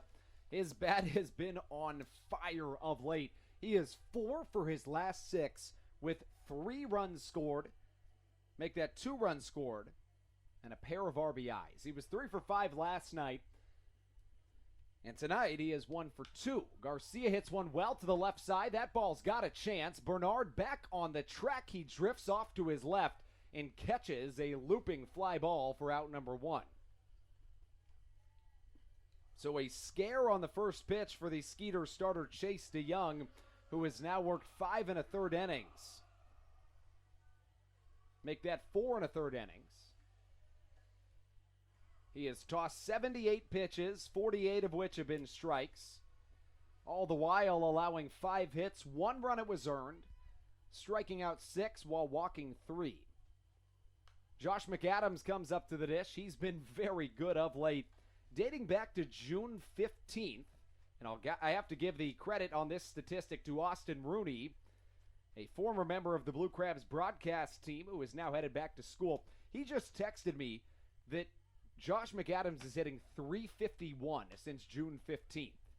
McAdams is 2 for 2 today as Austin and Josh McAdams continue to contribute. And the count goes to 0-2. 3-1 the score. The Skeeters played at a trio back in the top of the second. Southern Maryland got one back in the bottom of the third.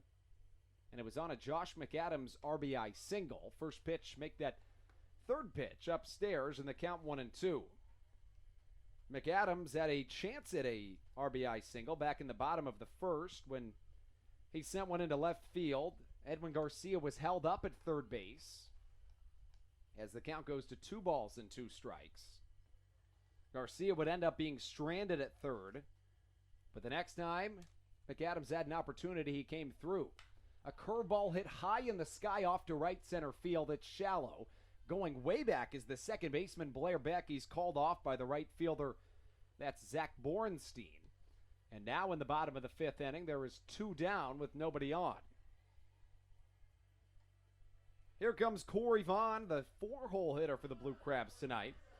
Prototypically, he hits in the 5-hole for Southern Maryland, but tonight assumes the cleanup spot with Dean Green out of the lineup. Corey Vaughn leads the team in many offensive statistics as he takes a slider on the outside corner, the count 1-0. Vaughn has drawn 13 walks in 16 games against the Sugar Land Skeeters this season. An incredible number. 1-0 hit hard to the left side. A sharply hit ground ball fielded by Juan Silverio. He fires across the infield, corner infielder to corner infielder for out number 3. We're through 5 innings of baseball here in Southern Maryland. The Skeeters on top, 3-1. We'll be right back.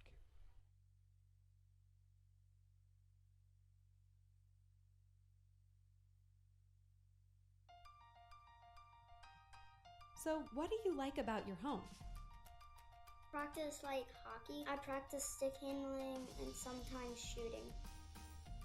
Mommy. Go outside sometimes. I like playing lacrosse. Playing the Switch. I like the scribble. Daddy. I like to build Legos at home. I have the biggest closet.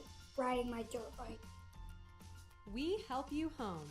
At Hometown Real Estate, we want to help you and your family home, whatever that takes and whatever that means to you. Give us a call at 888-225-2736 or online at helpyouhomebluecrabs.com.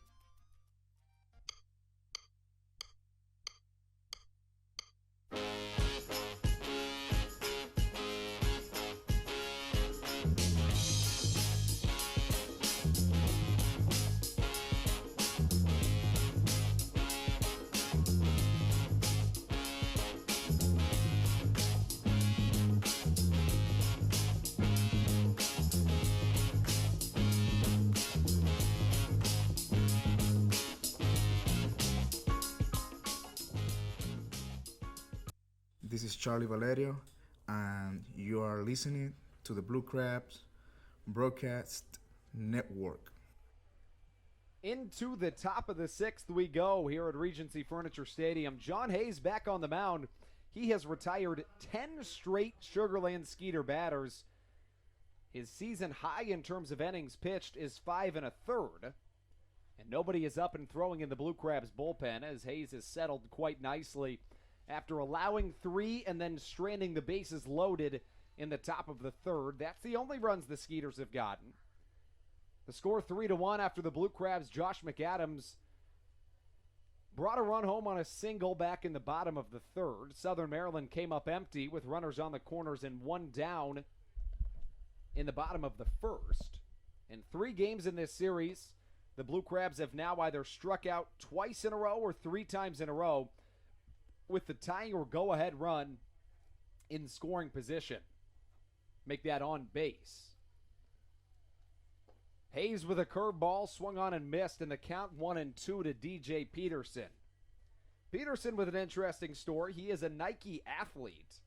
His brother plays in the MLB for the Detroit Tigers, and they played against each other earlier this year on May 31st, as they were both in affiliated ball at the time. Played against each other, which is a pretty darn cool story. DJ Peterson was the highest pick ever out of the University of New Mexico as the count goes to 2-2. Hayes with a fastball elevated, swung on and missed by DJ Peterson. Strike number 3 for John Hayes, and he has set down 11 straight Skeeters. And that is strikeout number 6 on the evening for John Hayes.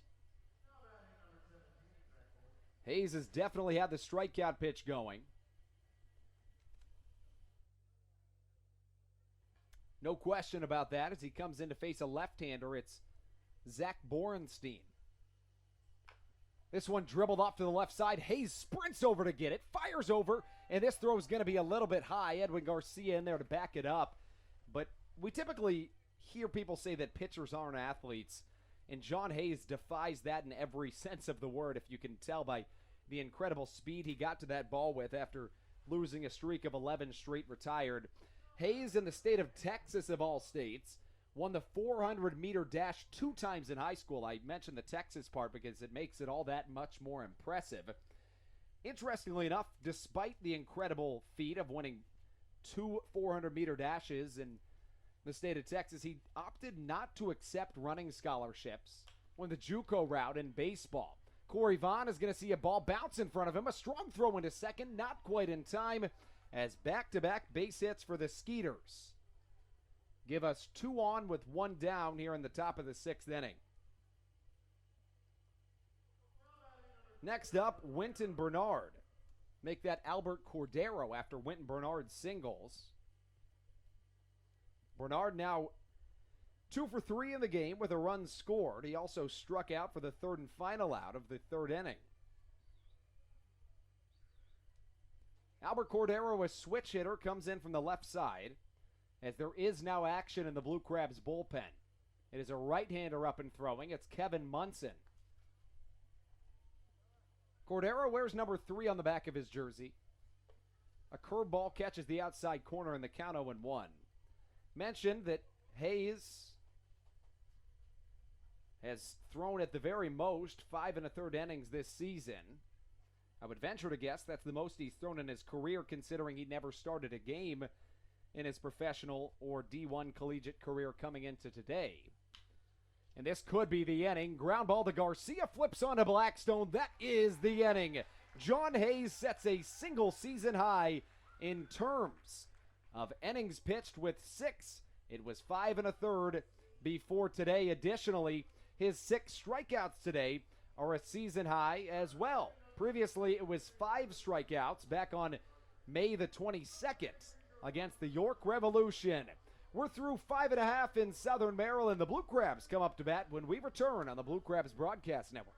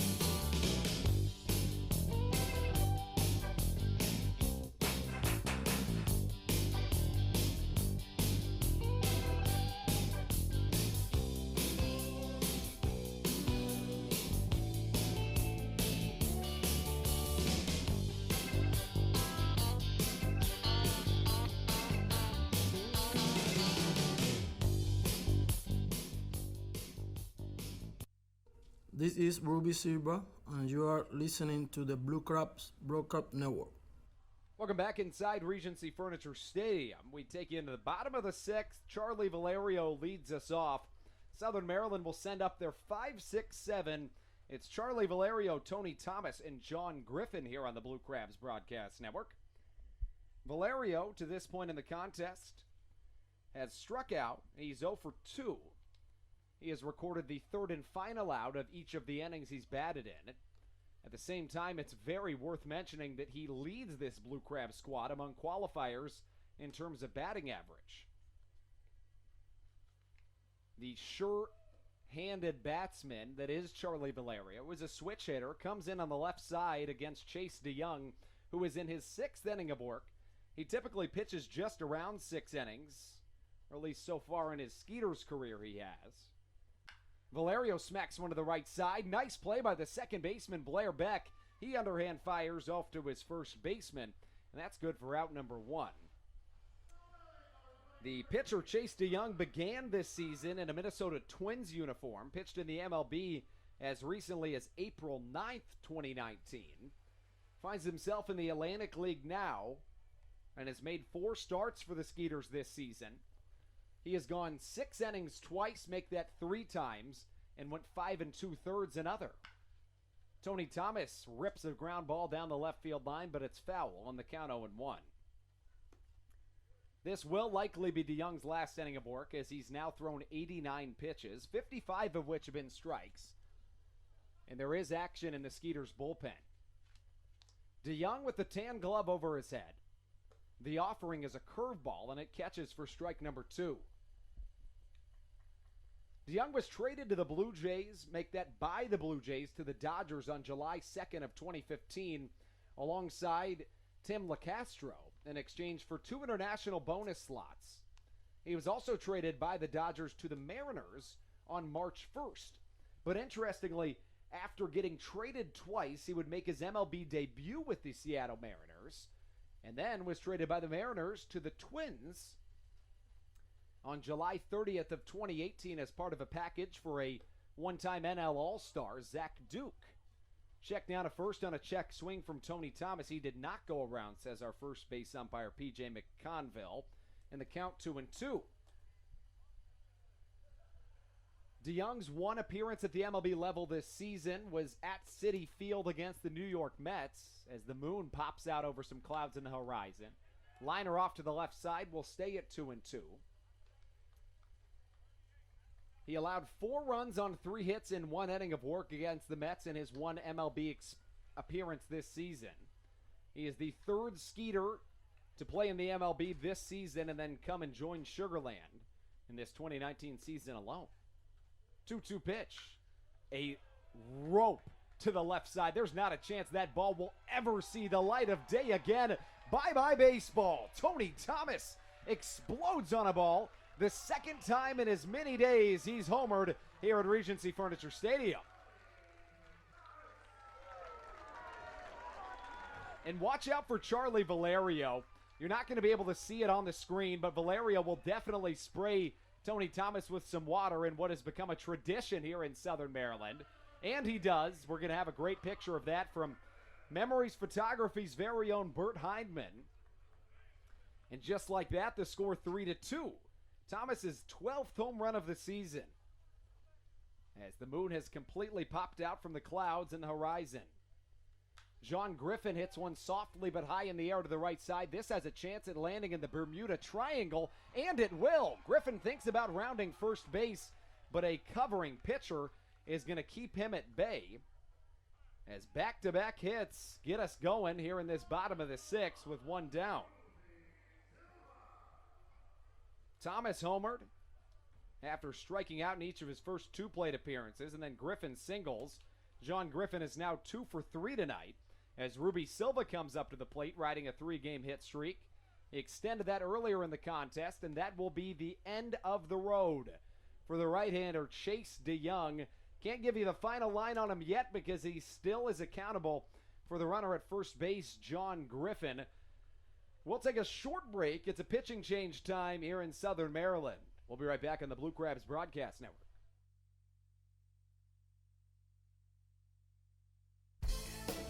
Hi, this is Hall of Famer Carlton Fisk. Make your plans today to visit Cooperstown and the Baseball Hall of Fame and Museum.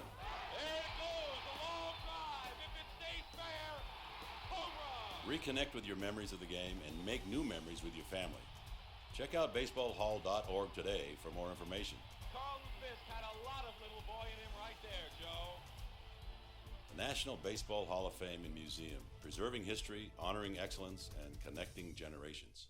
This is Corey Vaughn. Are you looking for fun on the weekend without breaking the bank? My Eye Doctor Backfin Buddies is for you. For just $15, your child will get in for free to every Friday Blue Crabs home game all season long. Plus, kids receive a Backfin Buddies t-shirt, go on the field for the national anthem, and parents will get a reduced ticket rate. What more could you ask for? Come watch me hit a home run every Friday for just $15.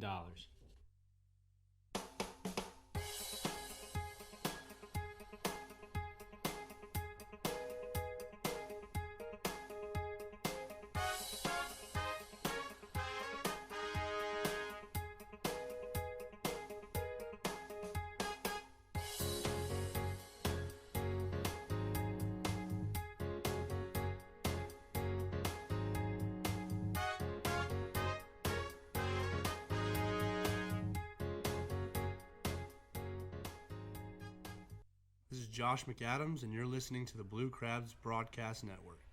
Welcome back into the bottom of the sixth inning of baseball. The newcomer onto the mound, it's a left-hander, Daniel Schlereth, another former first-round draft pick that accompanies this Sugar Land Skeeters squad. It's Daniel Schlereth. He was drafted by the Arizona Diamondbacks in the first round, 26th overall of the 2008 MLB June Amateur Draft. Incredibly, after getting drafted in 2008, Schlereth made his MLB debut in 2009. On May 29, 2009, he went an inning allowing no runs. He didn't even allow a hit in that contest. His most recent MLB outing was as a member of the Detroit Tigers. That was back on April 21st, 2012. He allowed one earned run, 3 hits against the Texas Rangers in 2 innings back on that day. That was right after he turned 23. Today, he is 33. He faces off against Ruby Silva in the first pitch to Silva. A little bit inside, and it will be fouled back. The count 0-1. Schlereth represented by ISE Baseball. And incredibly, Daniel Schlereth threw 6 no-hitters in high school and struck out 19 batters in 1 game. 0-1, here it comes. Silva takes down stairs. Griffin's going to stay put over there at first. Schlereth initially enrolled at UNLV, but redshirted his freshman year due to Tommy John surgery. He then transferred to the University of Arizona and was selected in the 8th round of the 2007 MLB June Amateur Draft, but did not sign. And then once again, he was again selected in the 2008 MLB Draft in the first round as the count goes to 2-1. He was signed by scout Rodney Davis, made his pro debut that summer. He made his MLB debut for the Diamondbacks, and in December of 2009, he was traded alongside Max Scherzer as a part of a 3-team trade. Pretty good company to be in anytime you were mentioned with Max Scherzer. The Diamondbacks in that trade received Edwin Jackson from the Tigers and Ian Kennedy from the New York Yankees. He is also the son of NFL Pro Bowler Mark Schlereth. As Schlereth hops back on the mound, the count 2-2 to Ruby Silva. A chopper up the middle, probably not a double play ball. The only option at first, Silva beats it out for an infield single. Runners at first and second with 1 down, and in steps Travis Witherspoon. The numbers for Schlereth on the season, he's 2-1 with a 3.32 ERA. And we're going to have a little bit of a conversation out on the mound. Schlereth has a record under his belt of 23 games pitched in. He fares not quite as well against right-handed batsmen. Right-handers are 13 for 54 against him this season, batting .241. So Travis Witherspoon steps up to the plate. The tying run stands at second in the form of John Griffin. At first is Ruby Silva. A long look back to second. The Schlereth offering high and outside, and the count 1-0. A really interesting story on Daniel Schlereth. He never started a game in the MLB, but appeared in 94 different games. He went 5-6 over his 4-year MLB career. As Witherspoon swings through strike number 1. He had a 4.35 ERA in that time frame. And the whip set at 1.570. As Travis Witherspoon digs back into his right-handed batter's box, he peaked at the Double-A level and is originally from Sumter, South Carolina. This pitch way inside, and the count 2-1. The Blue Crabs likely turned to their bullpen after this inning. They got 6 strong innings of work from John Hayes, who really excelled in 5 innings, struggled in the second. He allowed 6 straight base runners or individuals that sacrificed themselves, turned around to retire 11 straight after stranding the bases loaded in the top of the second and allowing 3 runs. This pitch high and inside, and Kent Blackstone, the leadoff man, awaits on deck with a 3-1 count to Travis Witherspoon after an infield single and a bloop single from Ruby Silva and John Griffin, respectively. Witherspoon awaiting the pitch. He takes a hefty hack and lofts it off to the left side.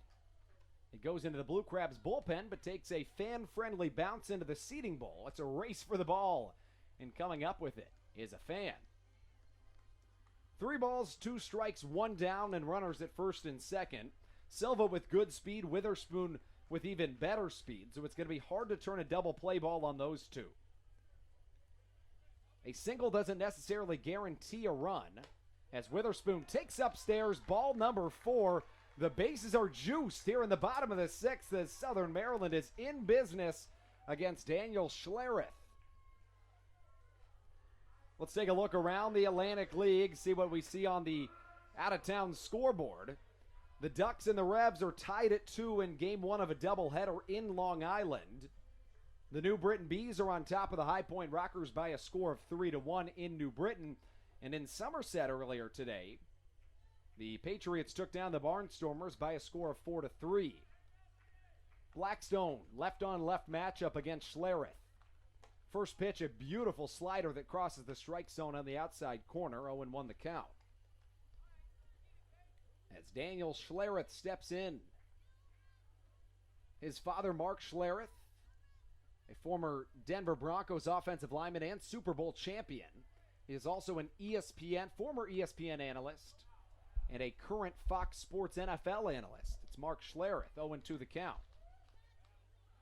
This is the 12th season of professional baseball for Daniel Schlereth.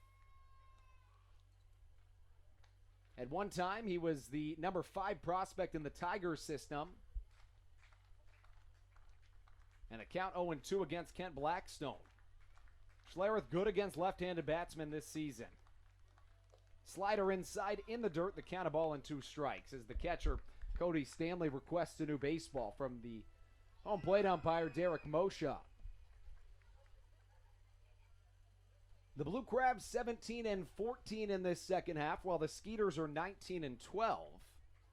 Southern Maryland 2 games back of Sugar Land, 3.5 back of the division-leading York Revolution. Fastball inside corner. Blackstone just stays alive and fights it off to the right side. As for Kent Blackstone, you look at his day-to-day. He finds himself having reached base once. He is 0 for 2. Additionally, Blackstone is 10 for his last 24 at the dish. 1-2 pitch. Slider outside corner, and it'll miss. The count 2-2. The Blue Crabs have the tying run at third base in the form of John Griffin. Good speed at first and second. The go-ahead run standing at second, and some insurance awaiting on third base. Blackstone awaiting the 2-2. Here it comes from Schlereth. It's popped over our heads in the press box, and Blackstone doing a terrific job to stay alive against the MLB veteran. Schlereth has now thrown 17 pitches. He is yet to record an out. DeYoung's night still not quite over, as he's still accountable for John Griffin, who stands on third. Left-on-left matchup continues as Blackstone awaits the 2-2 offering. It's a slider inside corner, no call. Schlereth was walking off the mound as if he thought that was going to be strike number 3 and out number 3. There's only one down in the inning, the count 3-2. Give Schlereth some slack there, though, as he just came into the game. The base is loaded. The scoreboard loaded. It's a 3-2 count. Blackstone just fights to stay alive, and Kent will not go down easy. The count's still 3-2. Blackstone had a 3-hit game a couple of days ago. Last night, he was our player of the game as he went 1 for 3 with 2 walks drawn, 2 runs scored. In the series opener, he was 3 for 5 with a run scored and an RBI, as well as a double. Here comes pitch number 9 of the at-bat. Fastball elevated, and Blackstone swings through it. Beautifully executed pitch by Daniel Schlereth. And stepping in will be Edwin Garcia. Few individuals you'd rather have at the plate right now if you're Stan Clyburn, as the road will come to an end for Daniel Schlereth. A couple of notes on the Blue Crabs situations of late in this series. We're only in the third game. Southern Maryland has 3 times found themselves with the runner in scoring position or on base, I beg your pardon. So a runner on base with the tying or go-ahead run on base, and have struck out either 2 times in a row or 3 times in a row with 1 or 0 outs. Of course, this is a different situation, but the reason I say that there's nobody you'd rather have at the plate than Edwin Garcia, he strikes out less than almost anybody on this Blue Crabs team, and he has been an RBI machine of late. Edwin Garcia, to this point in the second half in 31 games, has already knocked in a team-high 19 RBIs, as well as accumulating 5 doubles. Let's step aside for a moment. We'll be right back with more Blue Crabs baseball. You're listening to the Blue Crabs Broadcast Network. Hey Blue Crabs fans, this is Andrew Banstra, the voice of the Southern Maryland Blue Crabs, and I want you to come see America's pastime change before your eyes. Did you know that the Atlantic League is partnered with the MLB starting this season to incorporate an electronic strike zone to call balls and strikes at Blue Crabs games? That means a radar tracking technology and an MLB-defined strike zone will determine strikes and balls at Southern Maryland Blue Crabs games this season. Also, batters can steal first base on any pitch that is not caught by the catcher. Baseball is changing before our eyes, and the only place to see it happen is here in the Atlantic League and at a Blue Crabs game. So come check it out at Regency Furniture Stadium. This is Mike Falsetti, and you're listening to the Blue Crabs Broadcast Network. The right-hander Kevin Comer is the third Skeeters pitcher to come in this inning. That being said, the Blue Crabs have only plated 1 run in that time frame. Needless to say, the bases are loaded, 2 down, and the Blue Crabs with the biggest opportunity of this contest in front of them. Edwin Garcia comes to the dish. It's a favorable situation for the Blue Crabs with one of their hottest bats up to the plate. Garcia was 3 for 5 last night. He's 1 for 3 this evening. First pitch in the dirt, swung on and missed by Edwin, and the count 0-1. Few individuals, as I mentioned, strike out less than Edwin Garcia. Edwin has played in 100 games this season, striking out just 45 times. 0-1 on its way. Misses outside, and Comer nearly lets one get away from him. That would have scored a run. Griffin stands on third. Really good speed on first and second base, as Travis Witherspoon stands at first, Ruby Silva at second. A ball and a strike to count. Comer misses upstairs, and the count 2-1. Get you some numbers on Daniel. Make that Kevin Comer on the season. The right-hander 1-4 with a 4.50 ERA. He's pitched 36 innings. 2-1, hit hard to the right side. It's through the infield. 1 run will score. Travis Witherspoon make that Ruby Silva rounding the base. Comes around to score, and there we have it. The Blue Crabs on top, 4-3, as Edwin Garcia pounds in his 20th and 21st RBIs of the second half. Wow. Couldn't ask for much more out of Edwin Garcia. He gives it his all every night, and it's coming around to show. Garcia is probably the guy you'd want to have up the most in that situation, but right after him on that list would be Josh McAdams. He hits .351 since June 15th, and he comes up to the dish already with an RBI under his belt. He has 3 RBIs in his last 2 games, including today. McAdams, the hottest bat on this Blue Crabs team for some time, and he hits in the 3-hole today for Southern Maryland for the second day in a row. 2 down, runners at second and third. First pitch jams up Josh, and the count 0-1. As Kevin Comer gets back onto the mound, the right-hander is in his first season with the Skeeters and his 8th at the professional level. He spent the 2018 season with the AAA Toledo Mudhens, the affiliate of the Detroit Tigers. He went 3-1 with a 3.86 ERA, 48 games with 1 start. In that time frame, he struck out 57 batters in 56 innings pitched, as McAdams wastes off a curveball, fouling it off to the left side. In Comer's time at the affiliated level, he averaged 8.6 strikeouts per 9 innings. Pitched 200 games at the affiliated level. 4.23 ERA in that time span, and yet again he'll step off. McAdams behind in the count, 0-2. Runners at second and third. As this one way high and inside, McAdams has to dip out of the way of danger, and the count falls to 1-2.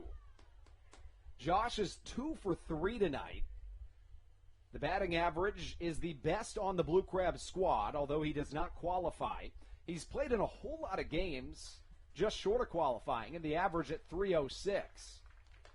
Swing and a miss on a fastball on the outside portion of the strike zone. So Southern Maryland strands yet another pair of runners in scoring position. But on the bright side, the Blue Crabs put up a 3 spot in the bottom of the 6th, in large part thanks to an incredible base hit from Edwin Garcia. 4-3 Blue Crabs, we're on top as we take you into the final third of a game of baseball on the Blue Crabs Broadcast Network.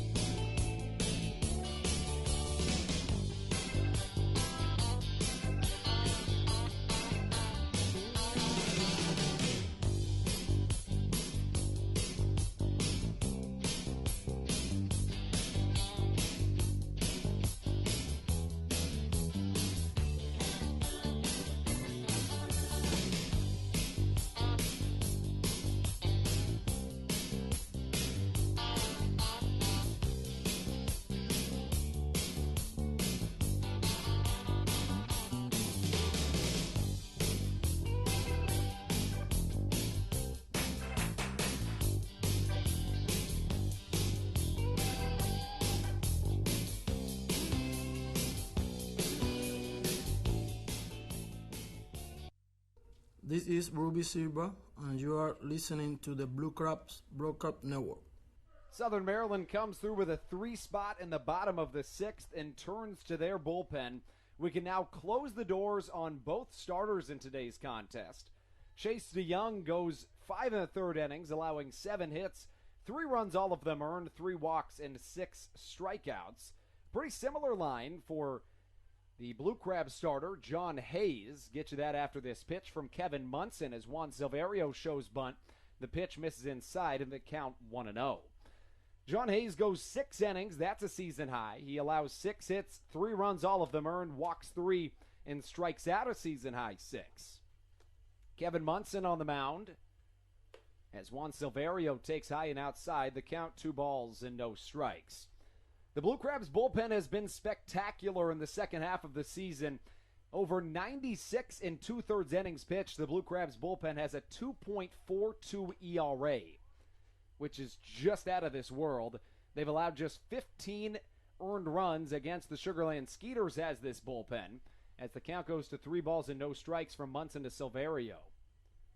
Munson 1-3 on the year with a 3.49 ERA. This pitch does catch the strike zone. Silverio thought it was ball number 4, and the count 3 balls and a strike.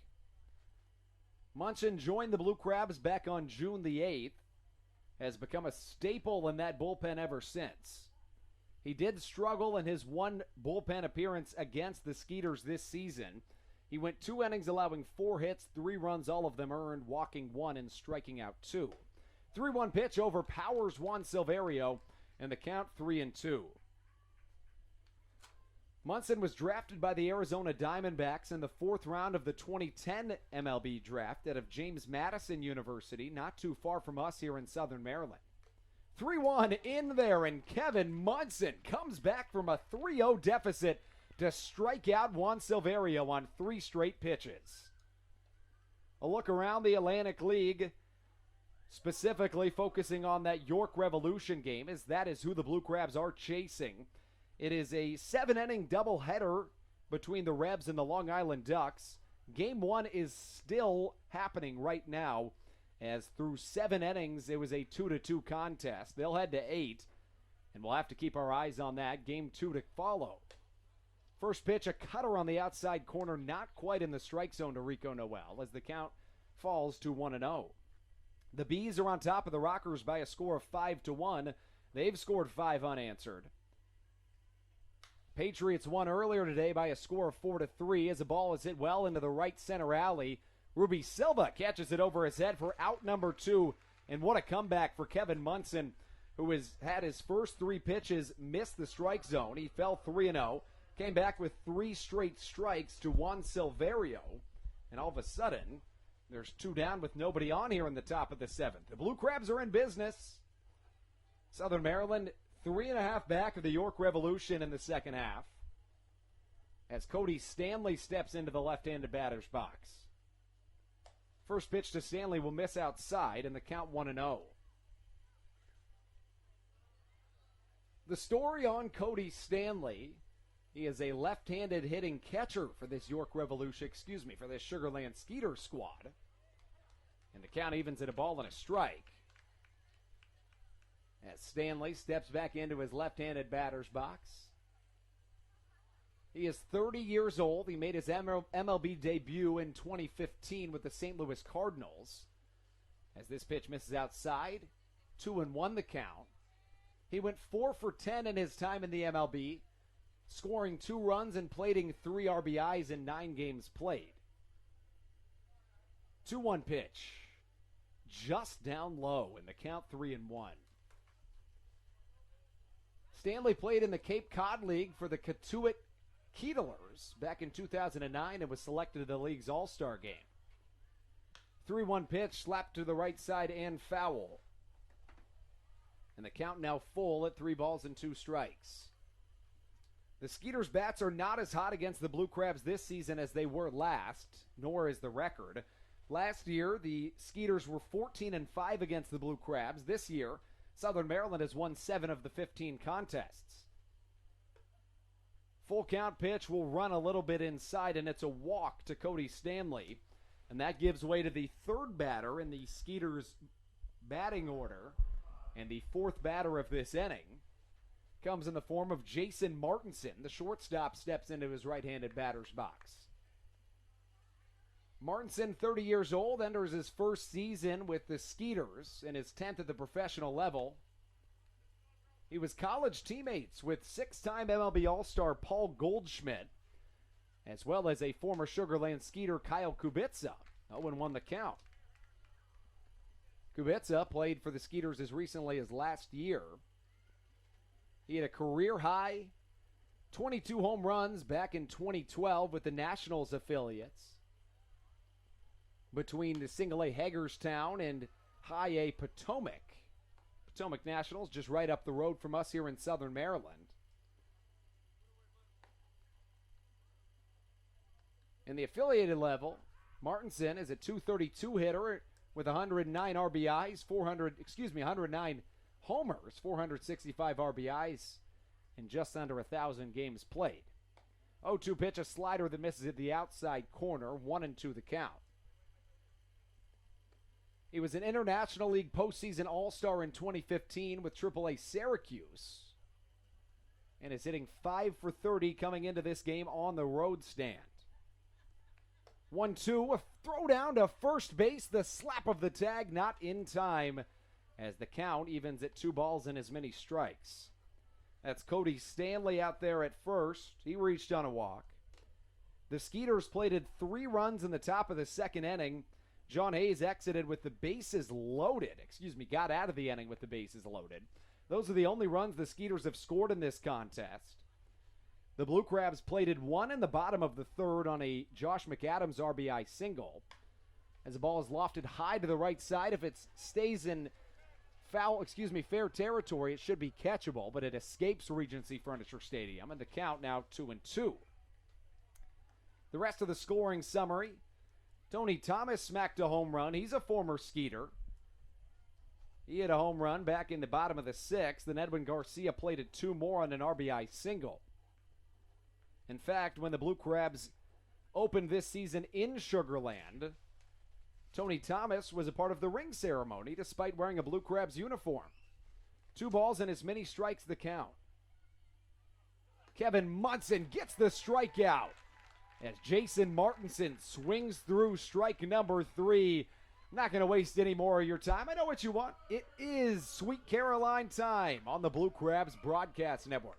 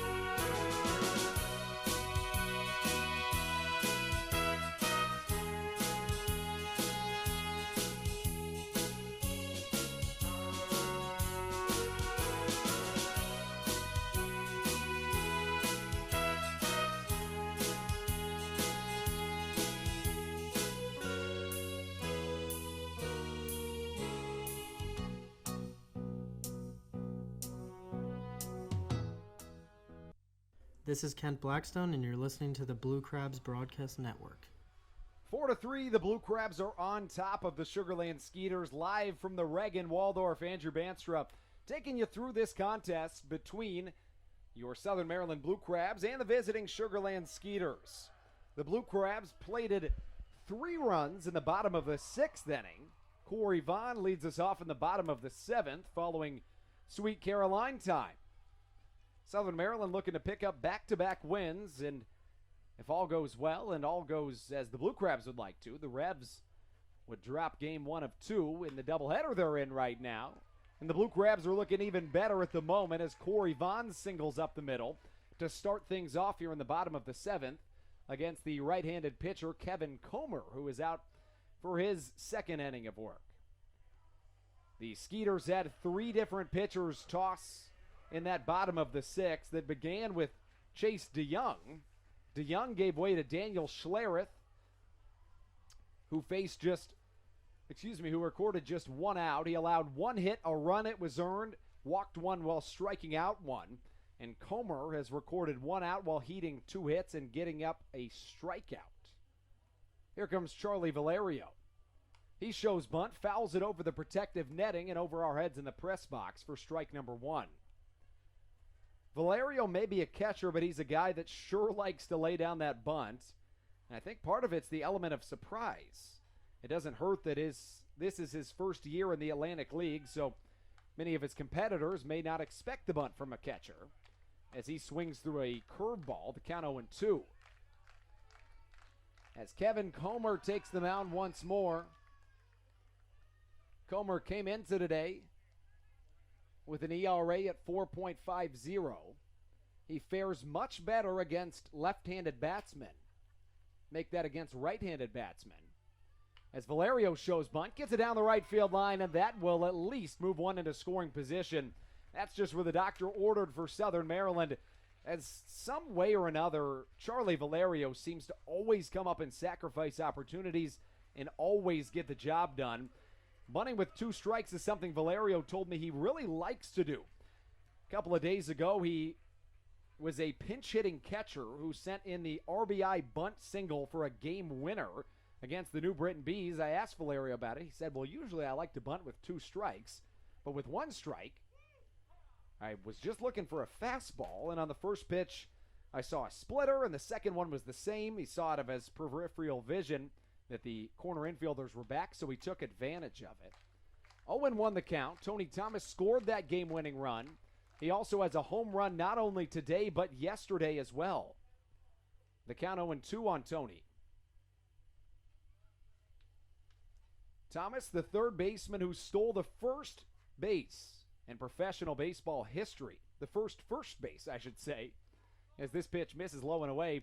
Catch us on Friday on all Blue Crab social media platforms as we live interview Tony Thomas on Friday afternoon at 2:30, talking about what this past month has been like for him after he stole first base on July 13th.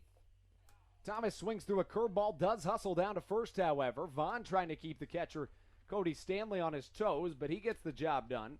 Throws out Tony Thomas to secure the drop third strike, and 2 are away with just 1 down as John Griffin walks up to the plate.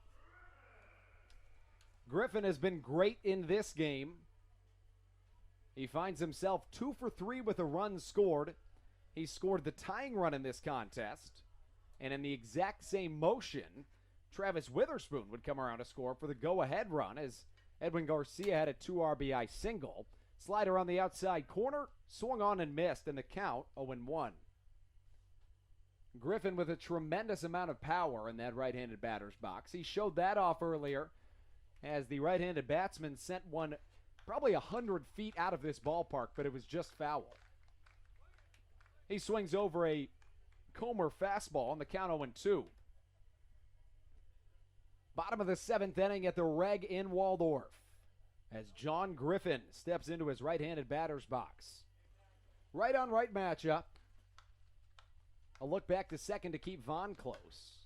And Griffin just stays alive. Coming into today, right-handed batters were hitting just 149 or 10 for 67 against Kevin Comer, while left-handed batters were 18 for 63, which is good for a 286 batting average.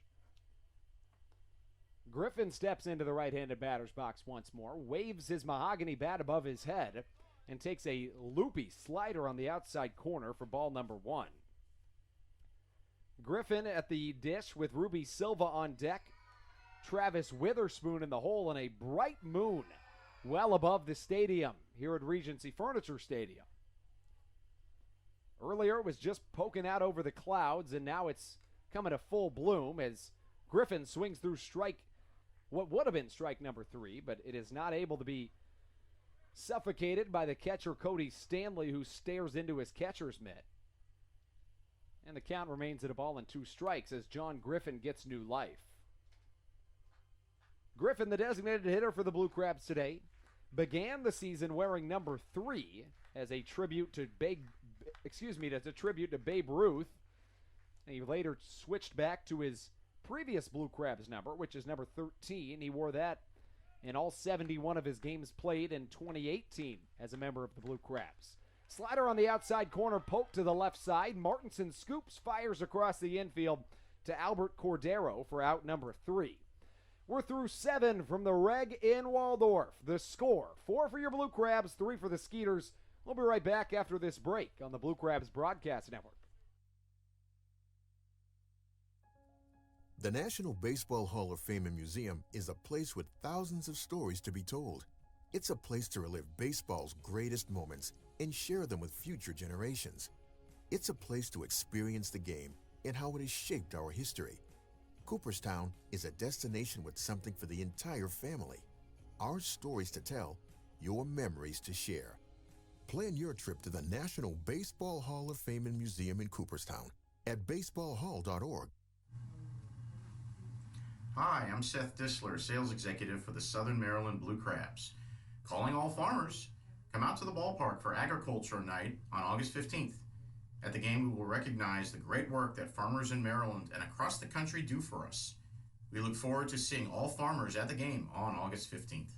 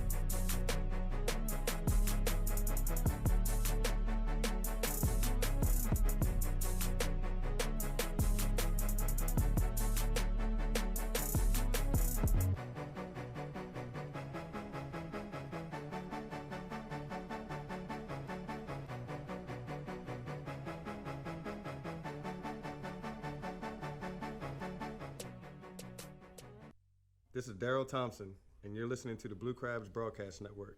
The hometown hero, Daryl Thompson, welcomes you into this bottom of the 8th inning of baseball. The La Plata native picked up his 11th win in his last 11 starts last night en route to a 9-7 Blue Crabs victory over the Skeeters. A former Sugarland Skeeter comes to the mound right now for the Blue Crabs as James Dykstra takes the hill to face off against number 7, the second baseman, Blair Beck. The numbers for Dykstra on the season, he finds himself with a 4-1 record and a 3.07 ERA. The numbers get even better when you narrow it down to the second half, as the first pitch crosses for strike number 1 to Beck. In the second half, James Dykstra has tossed 15 2/3 innings of work, allowing just 3 earned runs, striking out 16 batters. The whip sits at .96 and the ERA at 1.72. Here comes Dykstra. Fastball in the outside corner, taken by Blair Beck for ball number 1. Dykstra joined the Blue Crabs back on June the 4th after being released by the Sugarland Skeeters. He fared awfully well with the Skeeters. The ERA was under 4, but has been even better for the Blue Crabs, as the ERA here in Southern Maryland sits at 2.81. Fastball overpowers the right-handed bat of Blair Beck, in the count 1-2. This Blue Crabs bullpen has been tremendous here in this second half, and stay tuned for the bottom of the 8th inning, folks, as we'll be doing our giveaway. Answer a trivia question, come home with 4 free tickets to a Blue Crabs game. The Blue Crabs bullpen in the second half with a 2.42 ERA coming into today. A ball and 2 strikes, high and outside, and it misses. 2-2 the count. Kevin Munson's night is over. He tossed a perfect inning outside of a walk and struck out 2 batters. His ERA dips down to 3.38.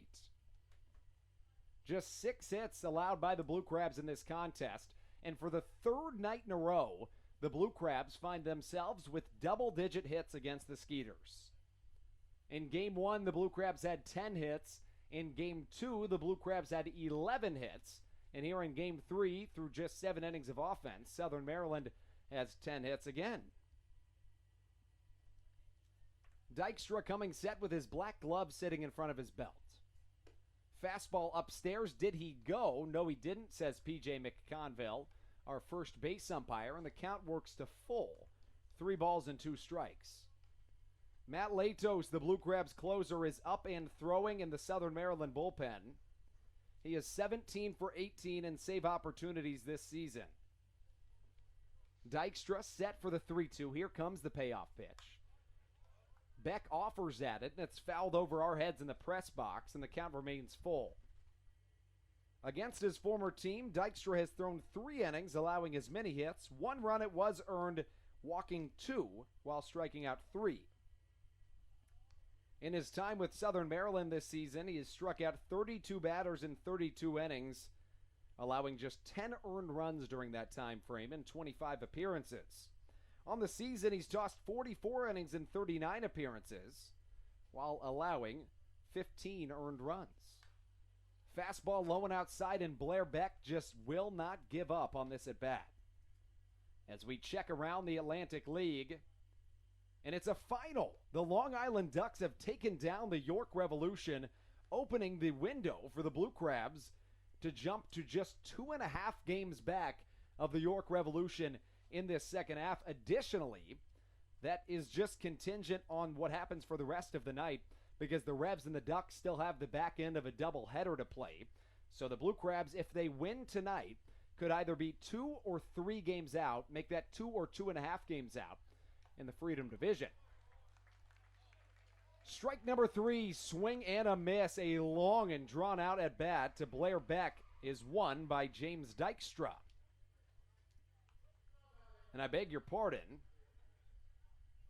the Blue Crabs would in fact be 3 games back if the Blue Crabs win tonight and the Revs were to win Game 2 of their doubleheader.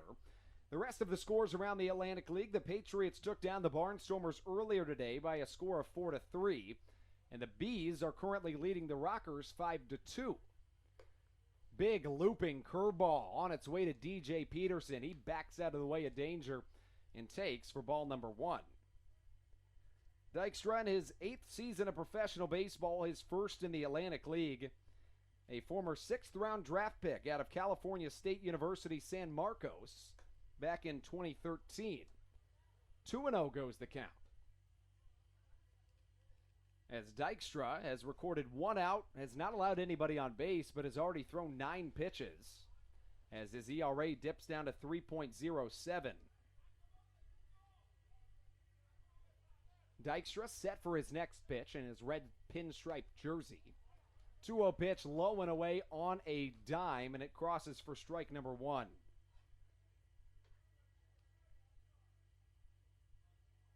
With the Skeeters this season, Dykstra went 1-0 with a 3.75 ERA. The ERA better than 2.8 with the Blue Crabs here in his 26th appearance in Southern Maryland. Dykstra looks on to his catcher, gets his sign, and induces a pop-up foul, and the count will run to 2 balls and as many strikes.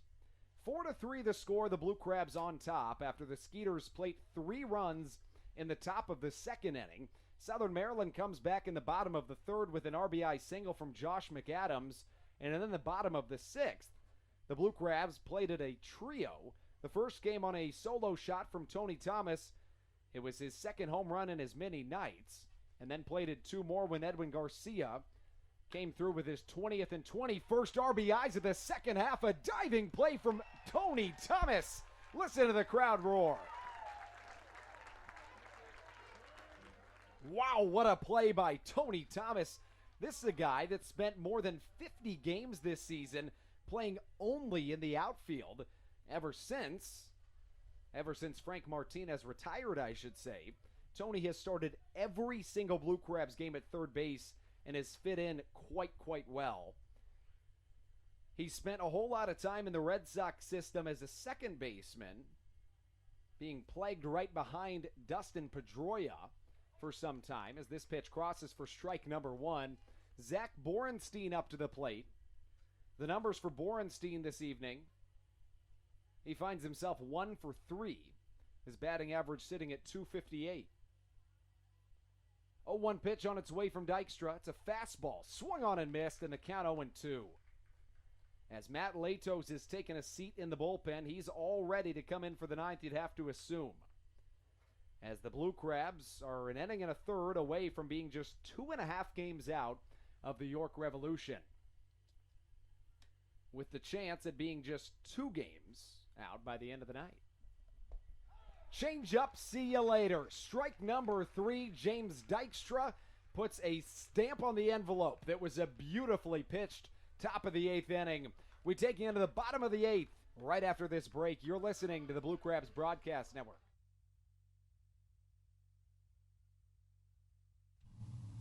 Hey Blue Crabs fans, are you looking to watch a game from one of our luxury suites? How about the High-End Legends Club in left field?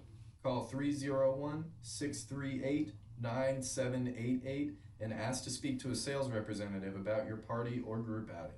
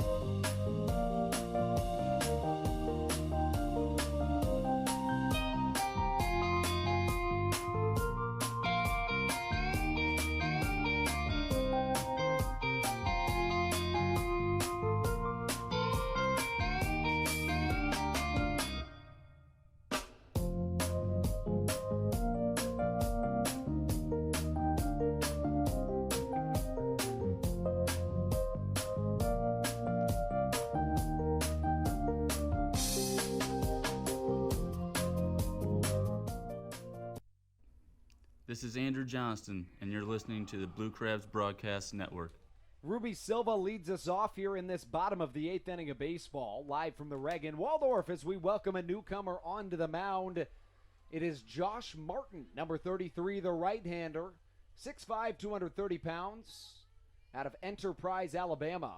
Last played for the Lehigh Valley Iron Pigs, the AAA affiliate of the Philadelphia Phillies. This one grounded to the left side. Nice play backhanded by Juan Silverio. They're going to say the tag did slap Ruby Silva. No argument from Silva, and a one-pitch first out is going to get us a little bit further into this contest. Bottom of the eighth continues with Travis Witherspoon. He drew a critical walk earlier in this contest and would later come around to score the go-ahead and fourth run that the Blue Crabs scored, all unanswered, to put Southern Maryland up 4-3. That's where the score sits to this point.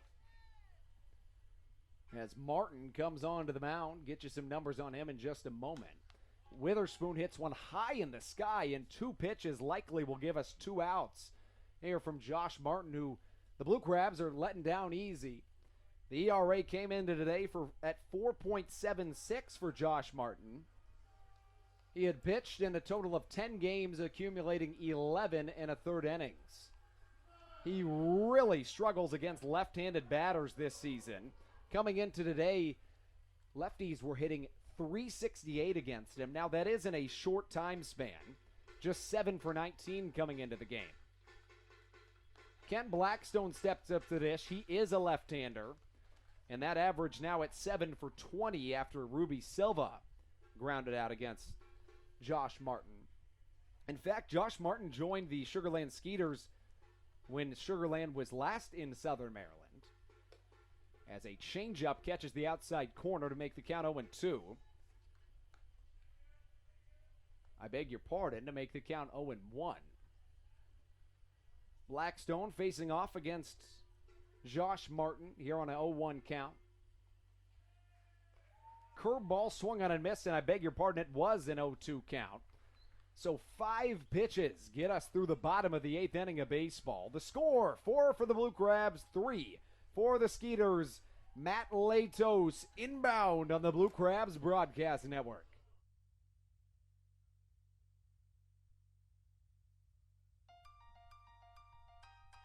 So, what do you like about your home?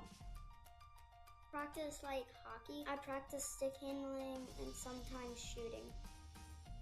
Mommy. Go outside sometimes. I like playing lacrosse. Playing the switch. I like the scribble. Daddy. I like to build Legos at home. I have the biggest closet. Riding my dirt bike. We help you home. At Hometown Real Estate, we want to help you and your family home, whatever that takes and whatever that means to you. Give us a call at 888-225-2736 or online at helpyouhomebluecrabs.com.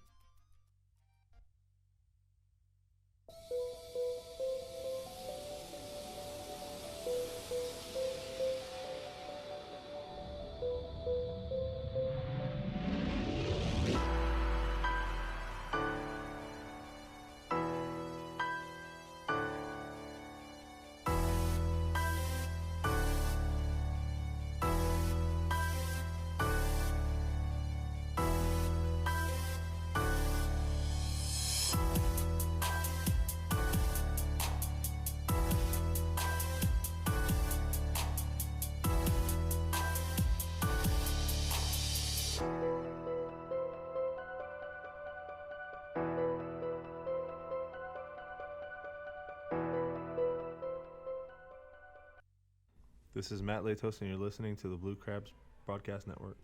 9 years in the MLB, a one-time Cy Young candidate, and Matt Latos, now the Blue Crabs closer. He is 17 for 18 in save opportunities this season and is second in the Atlantic League in saves. He finds himself with an incredible resume under his belt. At one time, he pitched 20 consecutive scoreless innings, allowing just 2 hits and 1 walk over that time frame.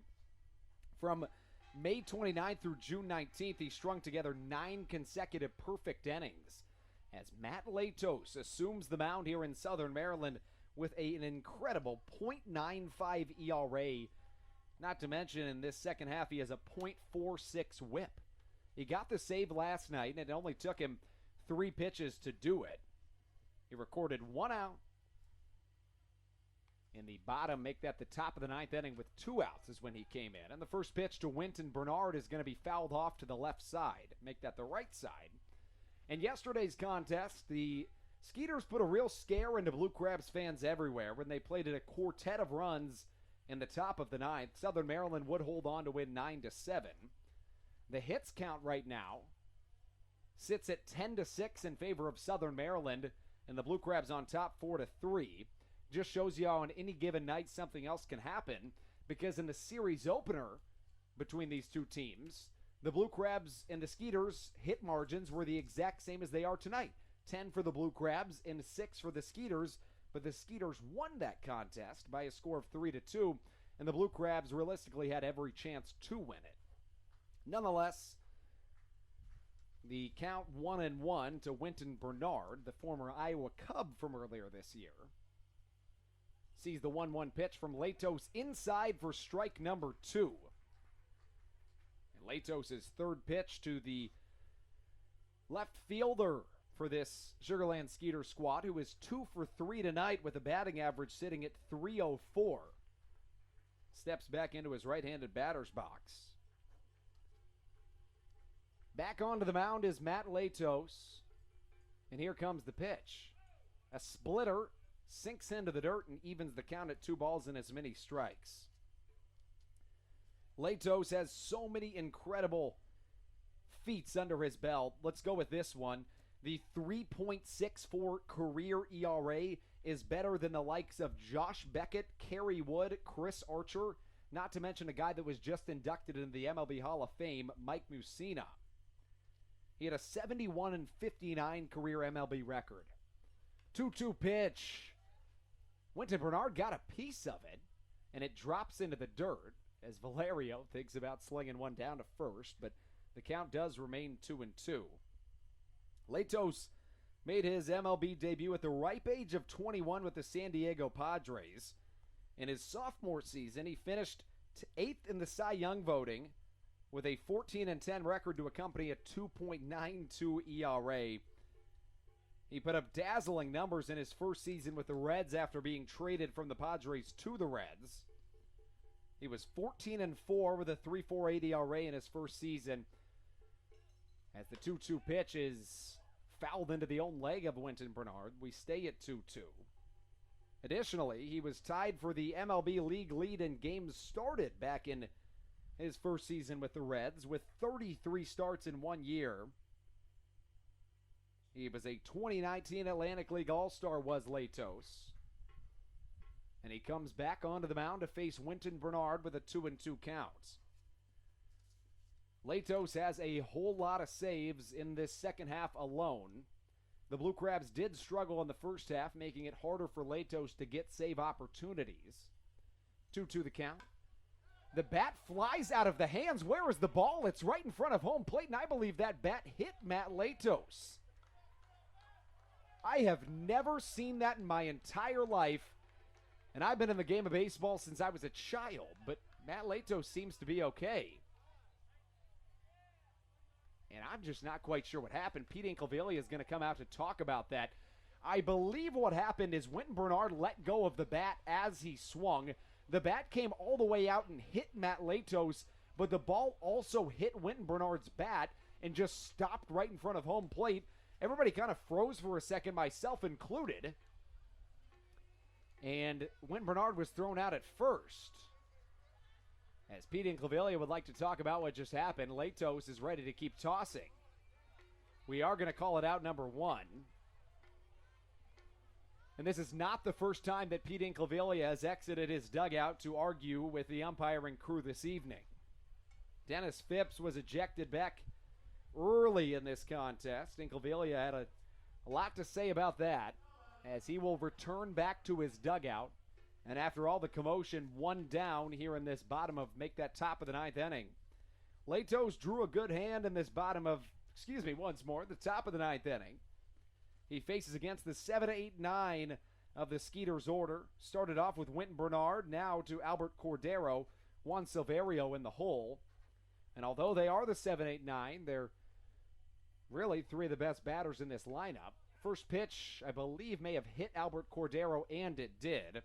Wouldn't be shocked if we see a pinch runner for Cordero, who, although has played both corner infield positions this evening, is by trade a catcher. Not to mention that baseball hit him right in the knee. So Juan Silverio comes up to the dish as Latos' night continues. He has hit a couple batters, he has hit at least one batter before this season. And Cordero will stay in the game. Silverio 1 for 3 tonight. The average sits at 278. And I'm not 100% sure what's going on. And that is exactly what's going to happen. Folks, I told you earlier I had never seen an individual get hit with a bat, and that's true. I've also never seen this. The Skeeters bullpen catcher was catching, and he just took his gear off and is going to come in place of Albert Cordero as a pinch runner. So he literally just took his gear off of his feet. Somebody from the dugout tosses him a helmet, and now he's going to be on base. Don't know that I've ever seen that one before. It is Javier Betancourt that comes in to pinch run for the Skeeters. 6 feet, 180 pounds, and he represents the tying run in this contest after Cordero got hit by a pitch. Cordero had a 3-run home run in the top of the 9th last night, had a 2 RBI double in the top of the 2nd this evening. So after a lot of commotion already, and I believe we're going to see Pete Inclaviglia come out once more, and he is going to coach first base himself. And yet another pause in play by the Skeeters manager, who has many times this evening caused a delay in this contest. I believe Albert Cordero was serving as the first base coach. Inclaviglia is going to do it himself. Silverio steps into the right-handed batter's box, and the first pitch slapped back into the screen, the count 0-1. So Matt Latos wears number 41 on the back of his red and white pinstripe jersey. And number 41 hops back onto the mound. Give you the pitching breakdown for the Blue Crabs to this point. John Hayes went 6 innings, allowing 3 runs. Kevin Munson then came in with a clean 6th, make that 7th. James Dykstra tossed a great 8th. Each of them struck out a pair, and this could be the ball game. 6-4-3. The Blue Crabs shut down the Sugarland Skeeters and take down the Freedom Division first half champs for the second night in a row. 4-3 your final score.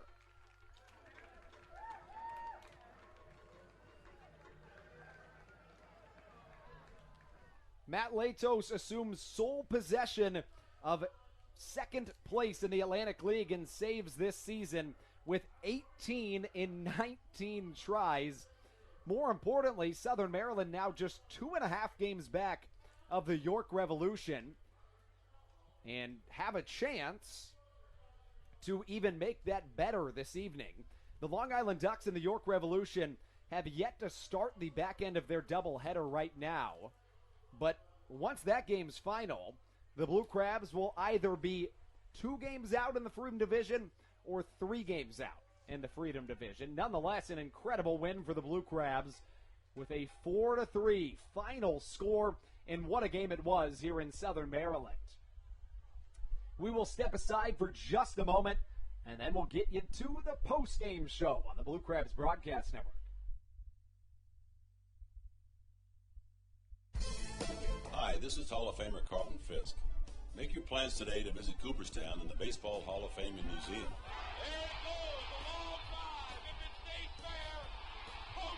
Reconnect with your memories of the game and make new memories with your family. Check out baseballhall.org today for more information. Carlton Fisk had a lot of little boy in him right there, Joe. The National Baseball Hall of Fame and Museum, preserving history, honoring excellence, and connecting generations. This is Corey Vaughn. Are you looking for fun on the weekend without breaking the bank? My Eye Doctor Backfin Buddies is for you. For just $15, your child will get in for free to every Friday Blue Crabs home game all season long. Plus, kids receive a Backfin Buddies t-shirt, go on the field for the national anthem, and parents will get a reduced ticket rate. What more could you ask for? Come watch me hit a home run every Friday for just $15.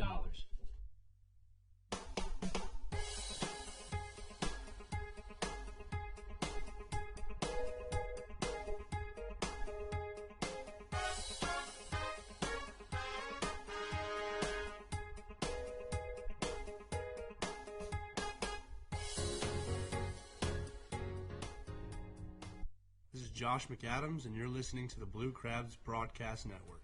Celebrate good times indeed here on the Blue Crabs Broadcast Network as Southern Maryland picks up their second win in a row and currently sit 2.5 behind the York Revolution, who are on top of the Freedom Division.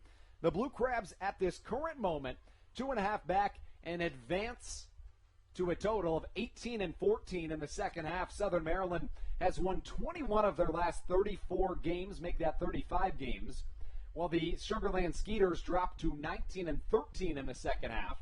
The Blue Crabs advance to a 43-58 overall record, while the Skeeters fall to a 54-48 overall record. As we get you over to the box score here on the Blue Crabs Broadcast Network, Andrew Banstra here to take you through it from the reg in Waldorf as we run you through a couple of numbers from this contest. Some key performers for the Sugarland Skeeters would definitely be their 6, 7, and 8 of their batting order. And even their 9-hole, to be honest. Zach Borenstein, a 6-hitter, goes 1 for 4. Winton Bernard goes 2 for 4 with a run scored. Albert Cordero 1 for 3 with a run scored and 2 RBIs. And Juan Silverio 1 for 4. As for the Blue Crabs, offensively, Edwin Garcia goes 2 for 4 with 2 RBIs. Josh McAdams does the same. He goes 2 for 4 with 1 RBI. Corey Vaughn 1 for 3 on the night. Ken Blackstone 0 for 4, a run scored and a walk. Tony Thomas goes 1 for 4. He hits a home run in the contest. John Griffin 2 for 4 with a run scored. Ruby Silva 2 for 4 with a run scored as well. Travis Witherspoon draws 2 walks. And we find ourselves with a 4-3 Blue Crabs victory, and what a victory it was. Now we'll take you through the pitching for tonight's contest. Chase DeYoung goes 5 1/3 innings, allowing 3 runs. Daniel Schlereth then went 1/3 of an inning, allowing a hit and an earned run. Then came Kevin Comer. He went an inning and 1/3, shutting down the Blue Crabs outside of 2 hits. And then came Josh Martin, who found himself going 1 inning and a clean slate outside of a strikeout. That's a good mark to have on your resume. John Hayes goes 6 innings tonight, picking up the win and allowing 6 hits, 3 earned runs, 6 strikeouts. The innings and strikeouts both a season high for John Hayes. James Dykstra, Matt Latos, and Kevin Munson incredibly combined for 3 innings of hitless and scoreless baseball, allowing just 2 runners to reach base. Latos picks up his 18th save in 19 tries, and the ERA dips all the way down to 0.92 in a Blue Crabs victory. Southern Maryland picks up this one by a score of 4-3, taking their second game in a row and putting a pin on tonight. This is Andrew Banstra wishing you a well night. Thanking you so much for tuning in, but most importantly, as always, let's go Blue Crabs.